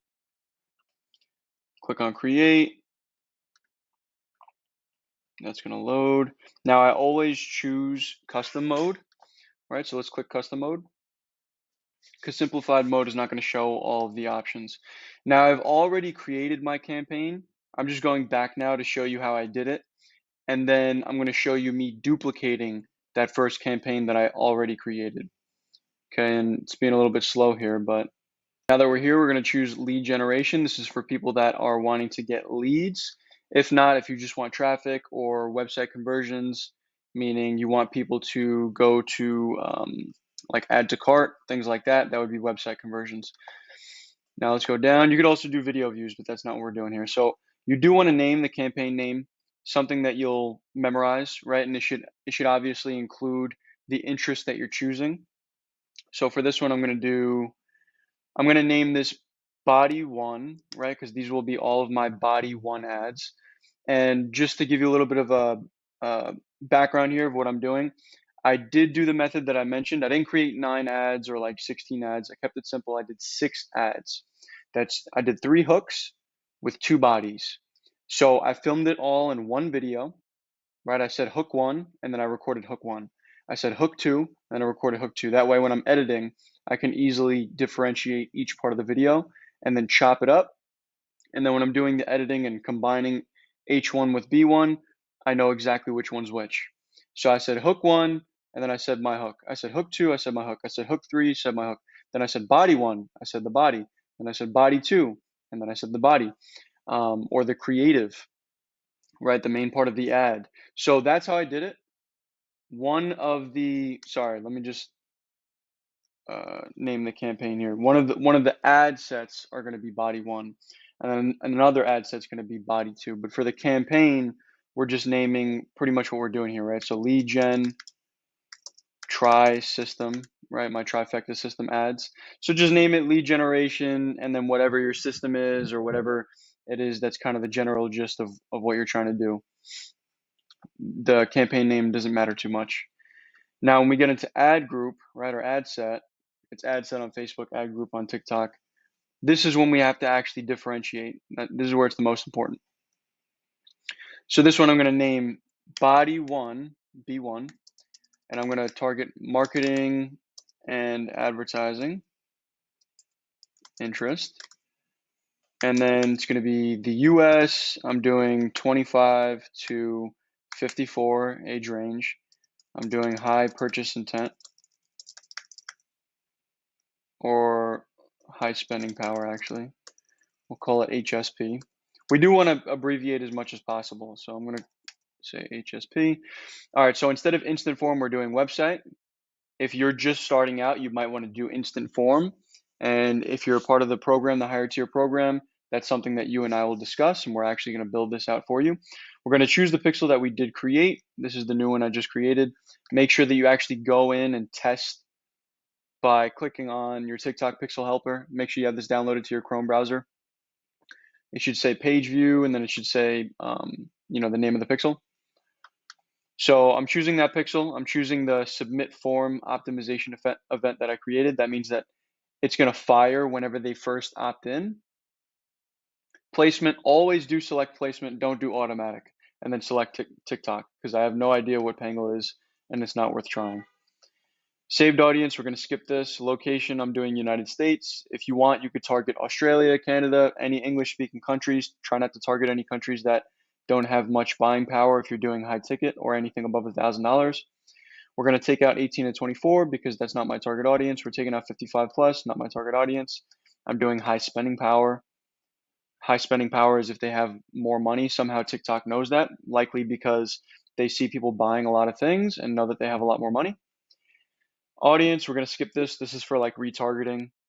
Now I'm going to do the marketing and advertising interest, like I mentioned. And we could see here at the top, first off, I'm going to take, we're not doing target expansion right now at this moment. We can see that we have 21 to 25,000. That's pretty good, but it still says it's narrow. So I always turn on target expansion whenever it says it's narrow.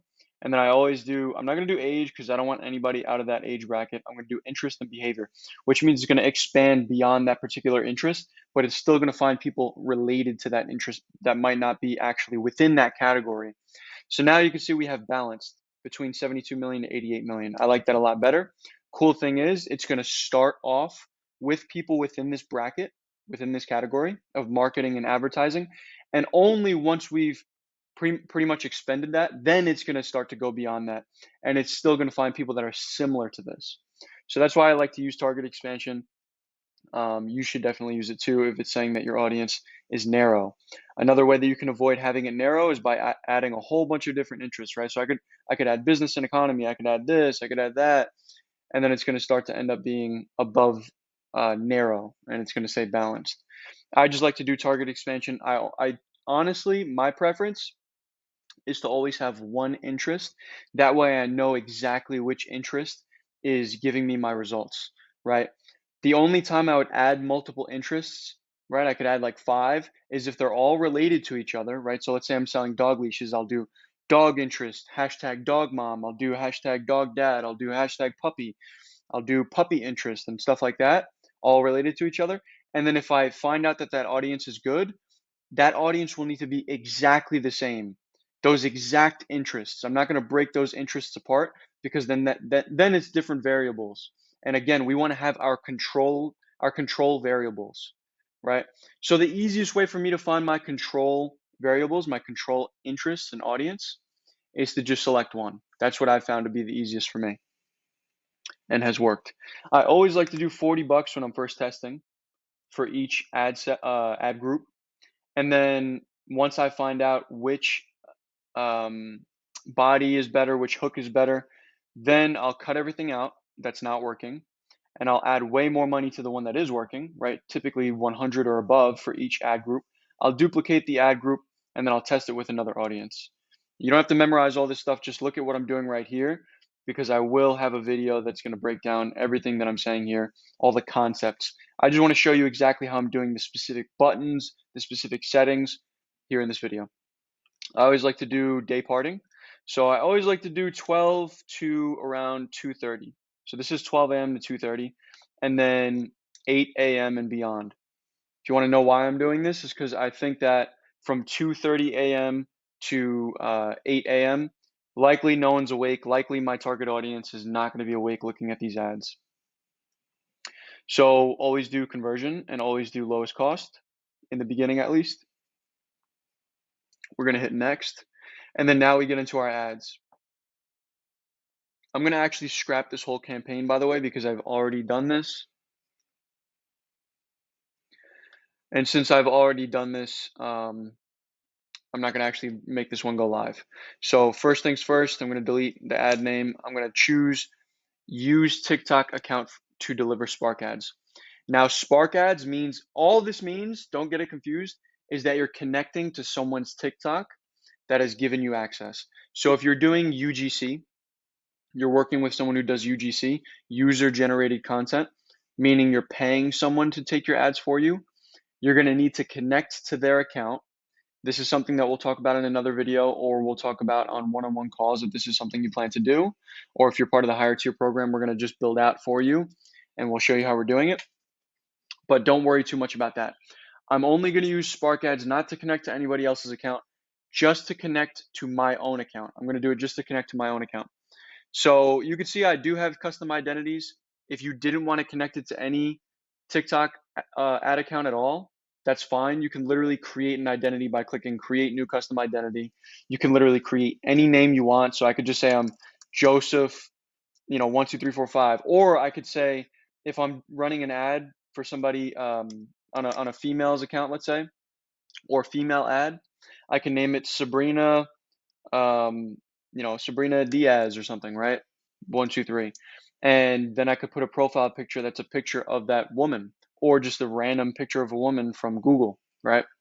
So I can create a whole bunch of different custom identities. I can even make this, let's say, for instance, I'm a company that sells dog leashes, because that's my number one example right now.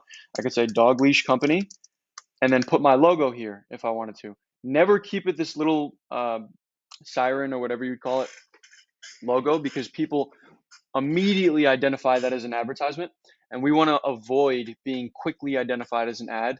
So we always want to put some sort of profile picture here. But I'm not going to do that way because I find it easier to just connect directly to my TikTok account. If you want, you can create a separate TikTok account that's separate from your personal one.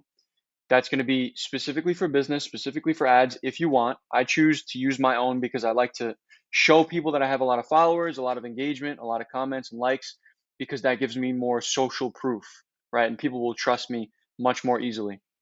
So I'm going to turn this on. I'm going to select my authorized account. And if you made the account, this TikTok Business Center and Ads Manager, the way that I taught you, you'll already have this connected, okay? Now we're going to move on to the next thing. I'm going to select TikTok post, which means I'm going to be able to select my TikTok ads. Let's just select this one. So this is, I know for a fact, this is hook one, body one, because if you look very closely, you probably can't see it in this video, but if you look very, very close in the top left, I put 1-1 on the very top left in the first 2 seconds of the video for me to easily identify that this is hook one, body one. So if you're ever going to do this in the future, and you want to be able to easily identify the videos that are hook one, body one, hook two, body one, you could just put numbers at the very top, make it just in the first 2 seconds. No one's going to even notice it but yourself, and you'll be able to use it to easily identify your videos. We click confirm. I don't have to add a text for the caption because I've already created the caption within TikTok when I uploaded this. Notice how it says 1-1 up here? That goes away in the first 2 seconds. Okay. Now for call to action, I usually do learn more. Okay. You can test this out and do dynamic call to actions, but you're going to have to click view selected text and select the ones that most make sense, right? So there's one in here that says get quote. I personally will never use get quote in my call to action, so it just doesn't make sense. So make sure you turn off the ones that don't make sense if you're going to use this feature. But for me, I'm just going to do standard. This is the way I like to do it, standard. And I usually choose learn more. Okay, they have a lot of really good ones in here, and you can test. So right now we're just testing the hooks, the bodies. I don't want to create all these different variables that I'm testing. If I want to test those variables, I'll test them later on once I've already found hooks and bodies that work, okay, and audiences that work. And then what I'll do is I'll take those ads that work along with the audiences I know that work, and then I could test these call to actions, and I could test sign up, I could test contact us, I could test apply now, right? And then I'll know which one's getting me the most amount of clicks, and then I'll stick with that one forever, right? And I've already done that so far. Learn more has been my favorite and has brought me the most success. Now I'm going to obviously paste in, right? So if you're using Go High Level, which is what I show people, you're going to copy your link, page 1, directly from here, and you're going to go into the URL. You're going to paste it here. Now I'm going to add in my UTM parameters. If you need the UTM parameters as well and you want to be able to track with Google Analytics, I'm going to paste that down below this video. So my parameters, I'm pasting in right here, right? So this is just so that if I'm looking in Google Analytics, I can easily identify this was ad group B1. This was the ad H1B1, hook 1B1, right? So I do like to add my UTM parameters. I also have my Hyros UTM parameters in here so that I could see all of the data within my Hyros dashboard.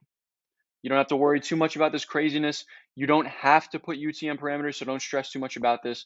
Always click preview to test your website. I've already previewed mine, so I don't have to do that, but always click preview to make sure it's working. And once we have all that done, we keep these checked.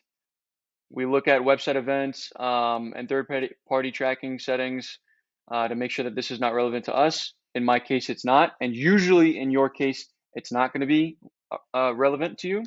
Then we click submit, and then it gets pushed for review. And usually it takes a day to 2 days.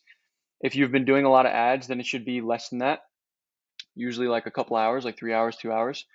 So click submit, then it's going to go up for review. And then once it's live within the first couple hours, a couple days, you'll be able to see that right in your campaign dashboard. So don't forget this too, name it H1B1, right? So we can easily identify that. I forgot to mention that. So click submit. So now I'm going to show you how to actually duplicate this in the next video, okay? I don't want to make this video too long. If you have any questions, put it in the group. All right, so now we've created our campaign. If there's anything that was confusing in the last video, if you're going through the process and things don't look the same because maybe TikTok made some updates, or if you have any particular questions, do not stress. Put it in the group. I answer very fast. If you need any more visuals, you need me to create another video, I create videos very fast. You can see I'm doing these videos on Loom so that I can make them very quick if needed. This is our campaign right here, right? And if you ever want to see the ad groups that are within that campaign, the ads that are within that campaign, all I need to do is click on the checkbox right here. And then now all of the ad groups that I've created will be right here, okay? Same thing with the ads. These will be all the ads that are within that campaign. And then if I want to get even further and only see one particular ad group and see the ads that are in that ad group, I can check the ad group I want and then only see the ads that are within that particular ad group, okay? Don't stress about all that. I'm just showing you how you can easily navigate the platform. For you, if you're just starting on TikTok ads, you're not going to have much to go through, but this is something you can write down and try to memorize for the future when you're navigating this. So this is our B1 ads, okay? This is actually the one I created before making that last video. Now that we've created that, and I put all of the ads that I wanted, okay?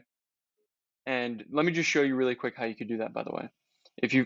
In the last video, I showed you how to put one ad. You can see here I already did 3, but don't stress, okay? All you have to do when putting that second video, right, because this is H1B1, then there's going to be H2B1, H3B1.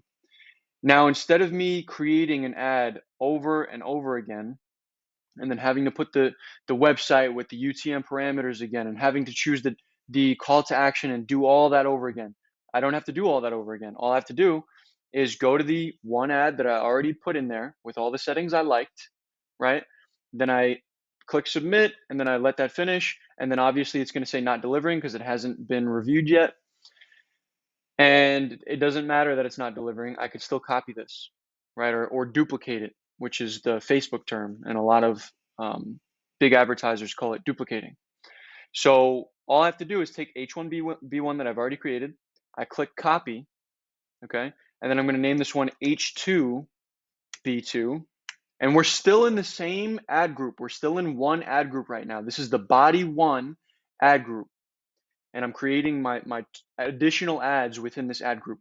The whole concept here is that I'm putting all of my body one ads into my body one ad group, okay? And if this is confusing to you, if you didn't really understand the H1B1, the whole concept was that I'm creating multiple hooks, I'm creating only 2 bodies, and then I'm combining them later on in the editing so that I don't have to actually create 6 entirely new videos. All I have to do is create 3 hooks, 2 bodies, and then that creates 6 videos for me. And all I had to do was film for about 3 minutes or 4 minutes. And then I took all the scraps from that 4 minutes and turned it into 6 1-minute videos, okay? So that's what I did. And now I'm duplicating this, and this will be hook 2B1. So now I click copy. I'm not actually going to publish this, by the way, because I've already done this. What I'm actually going to do with you, though, is I'm going to actually duplicate my B1 and create my B2 ad group, okay? Again, the reason why I'm duplicating is because I don't want to do all these settings over again, right? And this feature alone is going to save you so much time. So now I don't have to select Spark ads. I don't have to, the only thing I'll have to do is change the ad name, which I already did when I first copied it. So I don't have to touch the website link. I don't have to touch anything else. All I have to do is replace the video because obviously we're not using the same video. And I can see right here, this is my H1B1 video. Now I'm going to click update. I'm going to click select TikTok post so I could select another video. And then I'm going to look for hook 2 body 1, which is right here. You can see 2-1. All right. And then confirm. And now it's going to swap out the video with all the same settings. The only difference is going to be the video. And then I click publish, right? Everything else stays exactly the same. I click publish. And then I do this one more time so that I can get my H3B1, my hook 3, body 1.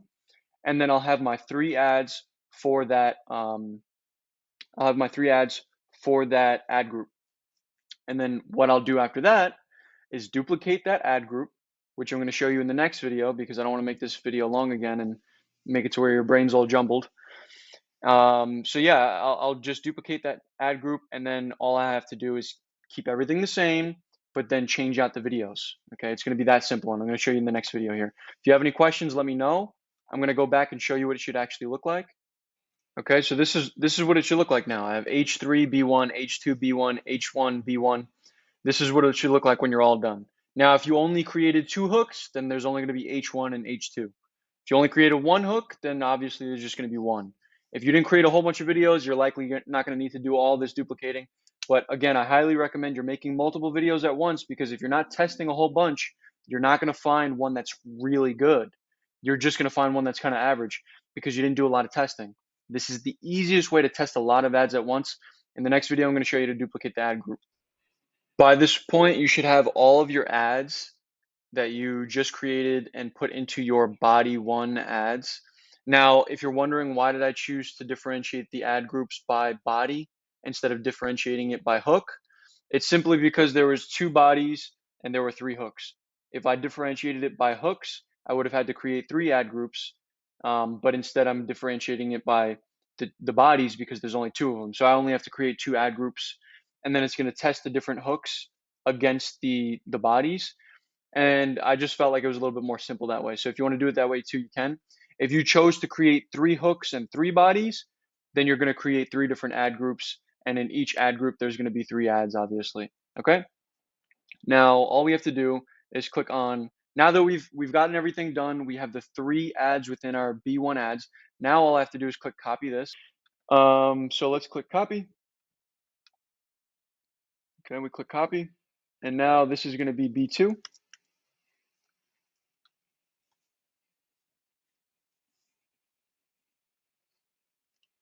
So now we've duplicated this.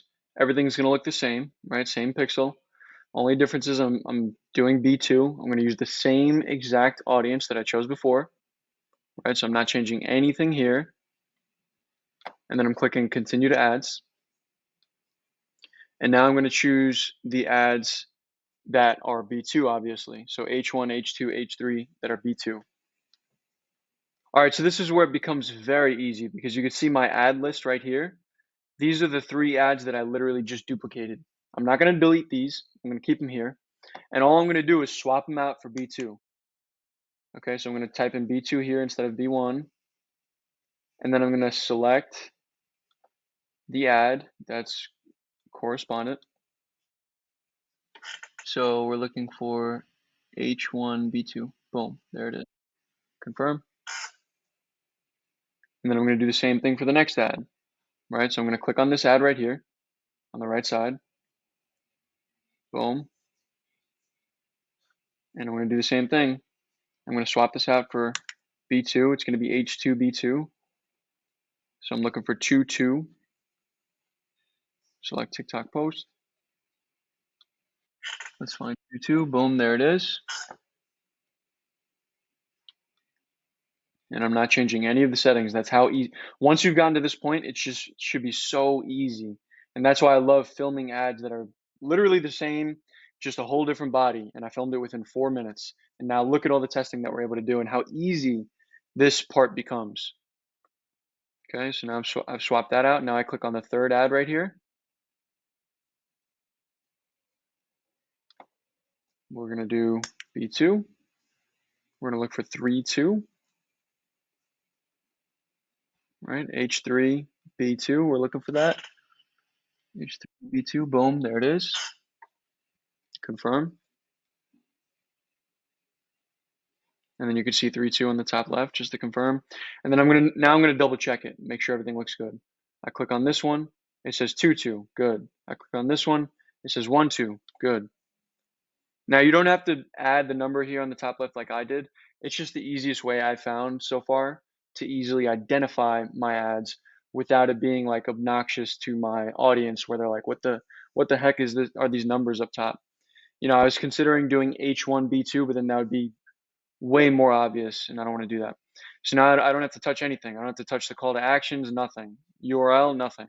All I have to do now that I've swapped out those 3 videos, is click publish. And boom, that's exactly how you duplicate the ad group, and then you're all done. Now you let it run, 40 bucks per ad group, or maybe you're only doing 20 or 30, that's fine. In my case, I'm doing 40 per ad group. That's 80 bucks per day. Once I find the winner, I'm going to start to ramp it up like crazy. If you have any questions on that, put it in the group. I'm going to create a video that kind of outlines exactly what I did here, but with some illustration. Okay, so we can see here that the ad group successfully duplicated, which is great. I just want to kind of visualize, I want to help you visualize what we just did here and what the whole point is, right? So I'm going to actually draw this out for you and help you understand what we just accomplished, right? And if you did this with me or you're watching along and you're kind of maybe a little bit confused, this should help you out a lot. And if you did it with me and you understand the whole thing, congrats. But let's just write this out for you, right? So we have AG1, ad group 1, and ad group 2, and we have body 1 here, and we have body 2 here, and we have our 3 hooks, right? Same thing here, we have our 3 hooks. And what's going to happen now is since we have just, and by the way, this is extremely high level stuff. Like what we just accomplished here, what we just went over, extremely high level because I was able to record 4 videos. I made it very easy for myself. I edited the 5 clips that I did and I made them really short. I combined them in my editing.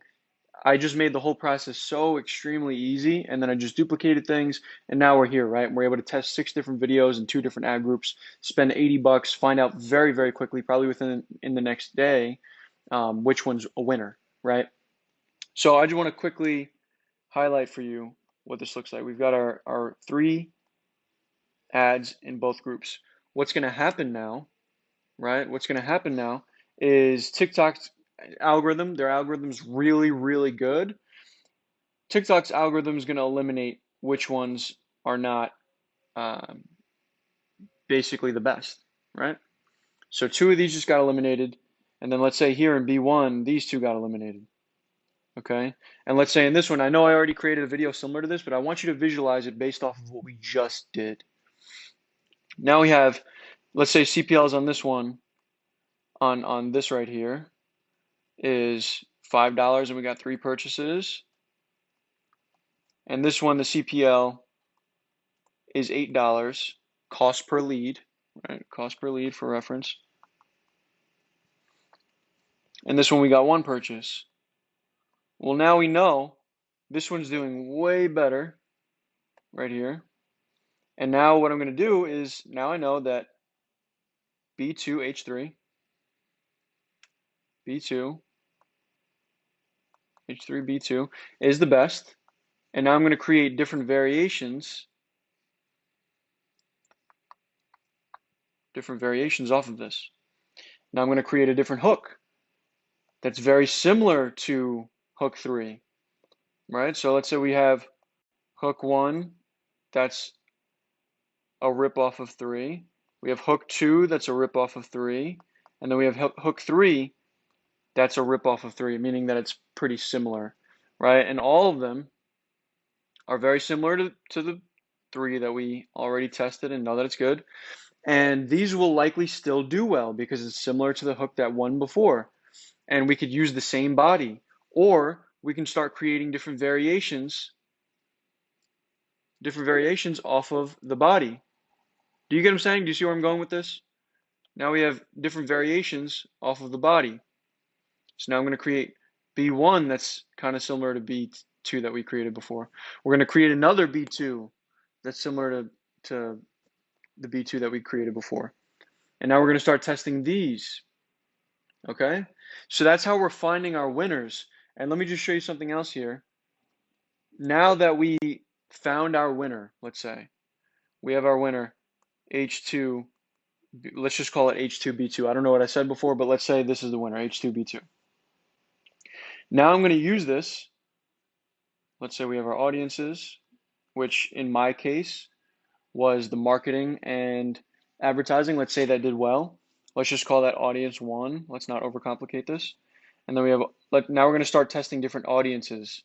We've already tested this, so let's put a check mark. Okay, let me just wait. Let's choose a different color here. Let's put a check mark here. Right, now we're going to test audience 2, and we're going to test audience 3, right? And we're going to test audience 4. And let's say that these didn't do well, these 2 audiences. Let's say I tried business owners' interest. Let's say I tried real estate interest, and let's say they didn't work. But then I tried another one that was like general contractor interest, something weird. And let's say that one did well. Now I have 2 winning audiences that I've now been able to test using this one ad. Okay? And you might be thinking, like, Joseph, how did we test our first audience, though? You just kind of jumped into, well, yeah, we were just creating an audience based off of what we think would work. So if we're selling dog leashes, we're going to do dog mom, hashtag dog dad. We're going to do all these different hashtags and interests that are similar to the dog. Or we'll just choose one that's that relates to dogs. Just as an example, obviously, you're not selling things related to dogs, or maybe you are. But in the beginning, we're not thinking too much about the audience. But now that we have our winning creative, our winning ad, now we're going to start to test different audiences because we have a control, right? And this ad is going to be our control, okay? Now, if you're thinking, well, Joseph, we just went through all this and like it sounds really complicated. I don't want to create 6 different videos. I don't want to do H1. I can't do it, and I'm going to give up. If you're like, Joseph, the only way that I'm going to be able to do this is if we start it somehow more simple simpler than this. That's fine. Okay, I get it. Maybe you don't want to create 6 videos. I really hope you do because it's really the easiest way to get started. But let's say you just can't. You need something easier. You can just create 2 ads. Okay, you got ad 1, you got ad 2. You just use my framework. We just create 2 ads. We put them both in the same ad group, AG1, and we just see which one wins. Okay, that's it. Boom. And then now that we have our winner, this one did a little bit better. It's probably not going to be that good because if you test 6 versus testing 2, obviously it's not going to do that good. Okay, versus 6. If you test 6, you'll definitely get a winner, right? The same as if you are choosing 6 flavors of soda, you have more to choose from, you'll probably get a better soda because you're choosing from so many, right? Or if you're choosing from, if I had to choose a restaurant, I'd rather choose from 6 restaurants rather than just 2, right? Maybe the 2, I don't even like the 2, right? So, but if you want to get started really fast, okay, let's pause this. Sorry about that. That was my dogs. Okay, so this is the easiest way to get started. Just create 2 ads, and now that we have one ad that won, we can start creating different variations, right? We start creating different variations of that ad. That's probably the easiest way to get started. Do I recommend you start that way? No. Okay. If you have any questions on this, let me know. The whole concept is just to rewrite the whole thing for you. Just really want to take this one home. I really want you guys to get this. We're testing 6 ads, okay? And we're testing them in 2 different ad groups.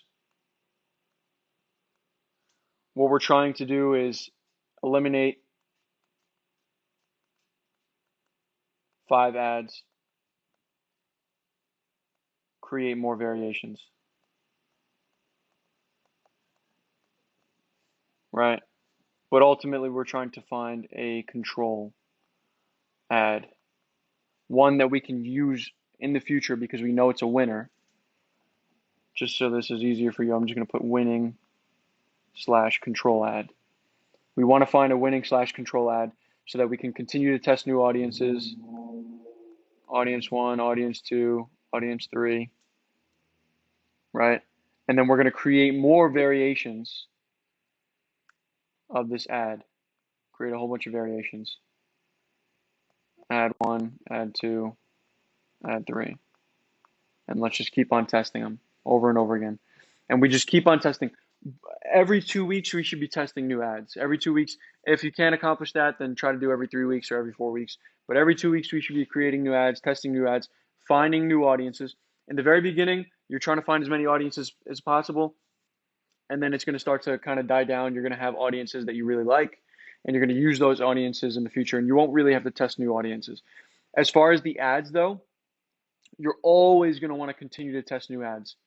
And if you're using the framework that I've created for you here, right, the H1, B1 framework, the hook and body framework, and you just keep on creating new ads very easily because you only have to film one video and then chop it up and create a whole bunch, then you should be able to test way more consistently. If you're able to test very consistently and you just do exactly what I showed you here, you're going to be able to, beat your competition very easily. Okay. If you have any questions on this, put it in the group. I really hope that the little drawings that I did here for you and all the writing and all the visuals illustrated for you exactly what the goal is and helps you kind of conceptualize in your brain. Because the whole thing is, I don't want you to try to memorize stuff. Don't memorize stuff. I want you to learn stuff. I want you to really conceptualize it and be able to replicate it in the future.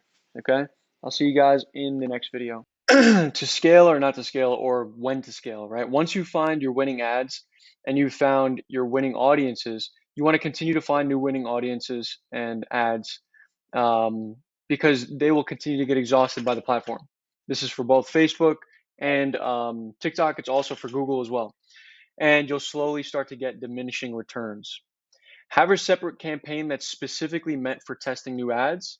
And in that campaign, you'll put your new creatives and test them with proven audiences. Okay. If you're looking to test new audiences, you can also test audiences in there, but you're going to be doing way more testing for ads than you will with audiences. If an ad in your test campaign is doing well, don't turn it off. Whenever you're testing new ads, create a completely different ad group. and you'll test new ads in different ad groups. Don't put them into the same, existing ad groups, because then you can mess up the ad groups that are working. Never turn off ad groups that are winning ever, okay? And never add too much extra money to the ad group, as it could start to lose momentum and fail to continue to perform. What I recommend is daily, you could do 3%, or if you want to do every 4 days, 5 days, you can do 20%. If an ad group is winning and you want to test significantly more ad spend or other audiences, just duplicate the ad group and test within a new ad group while keeping the other ad group on.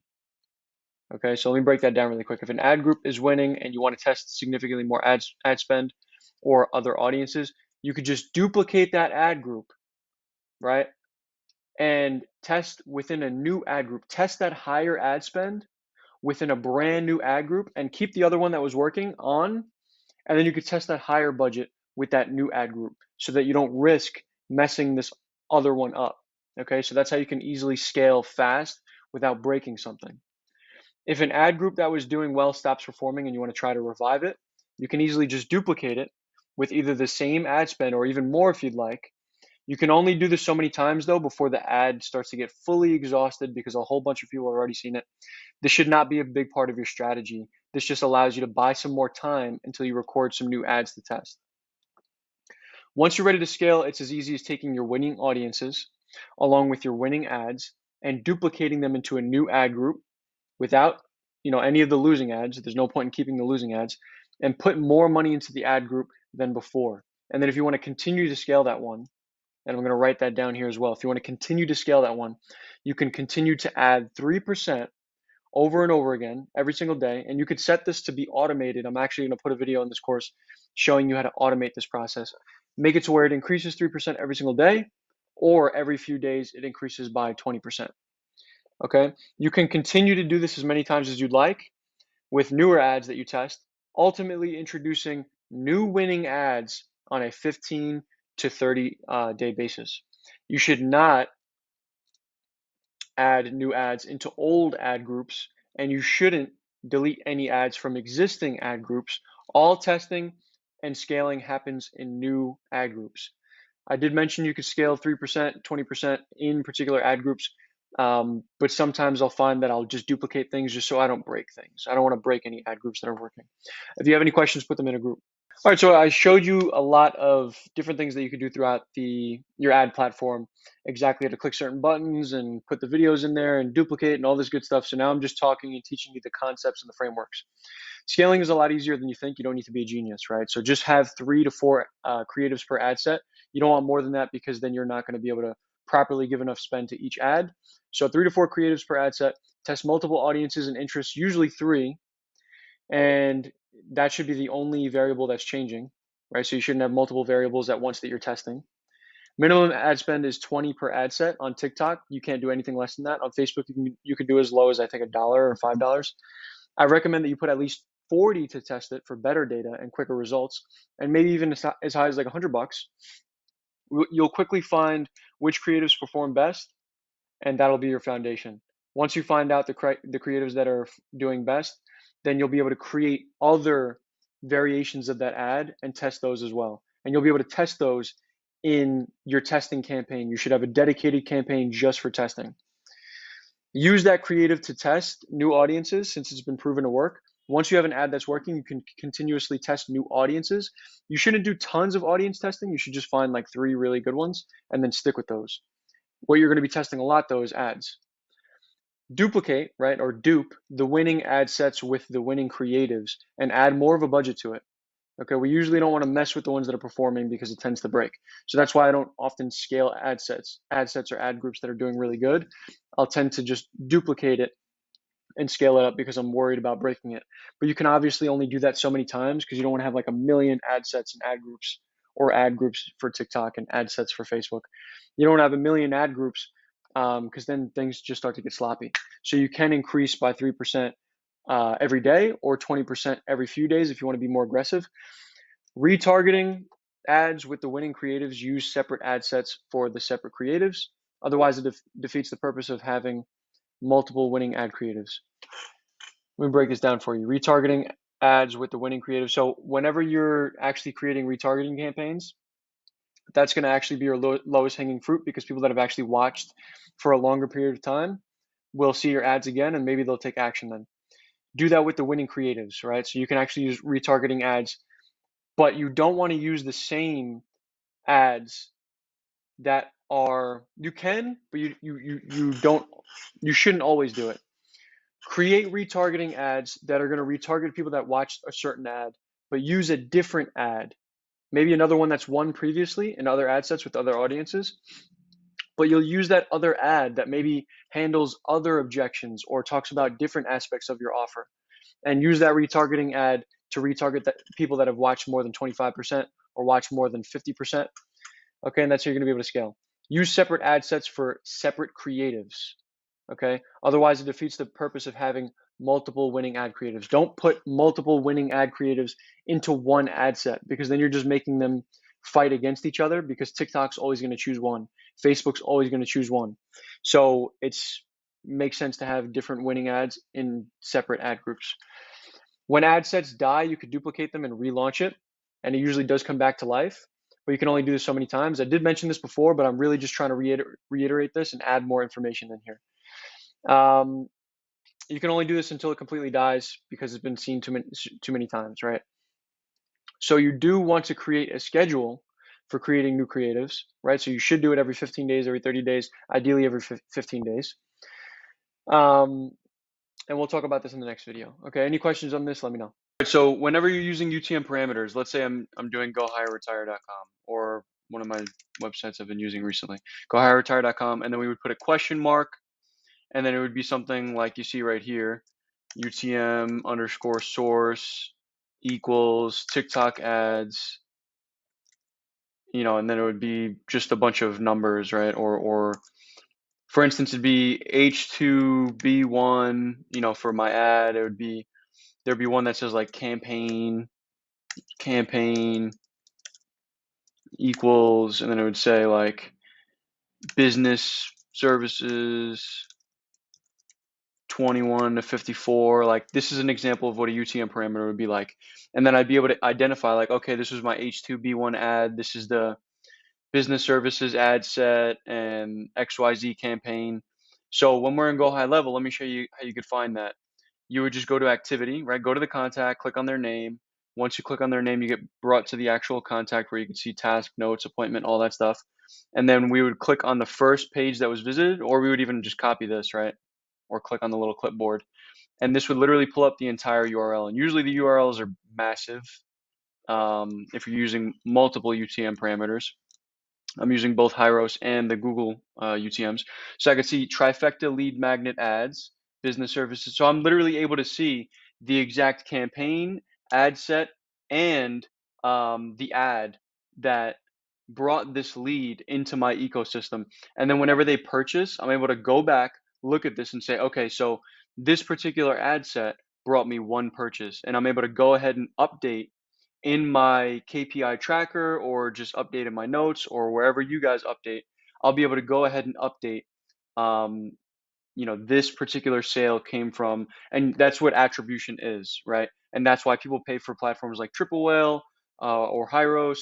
It's literally to be able to identify where the leads came from and properly, you know, attribute it to the proper ad sets. So when you start to get a lot of sales with your ads, and you're starting to scale and create more and more ad sets, it's going to become even more, you know, more and more difficult to track where these sales came from. So because of that, you're going to have to use UTM parameters in order to not pay for Hyros and Triple Whale. That's, you know, 3,000 to 5,000 bucks.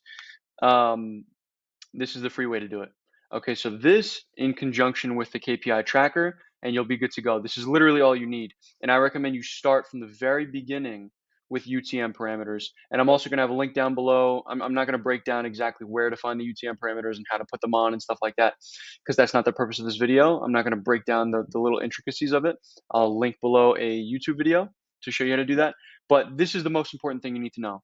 You go into Go High Level, you open up where they came from, you open up the clipboard, you look at this, and you can easily identify where the lead came from. And then in your KPI tracker, you could say, you know, this ad set, one sale, XYZ amount of cash collected.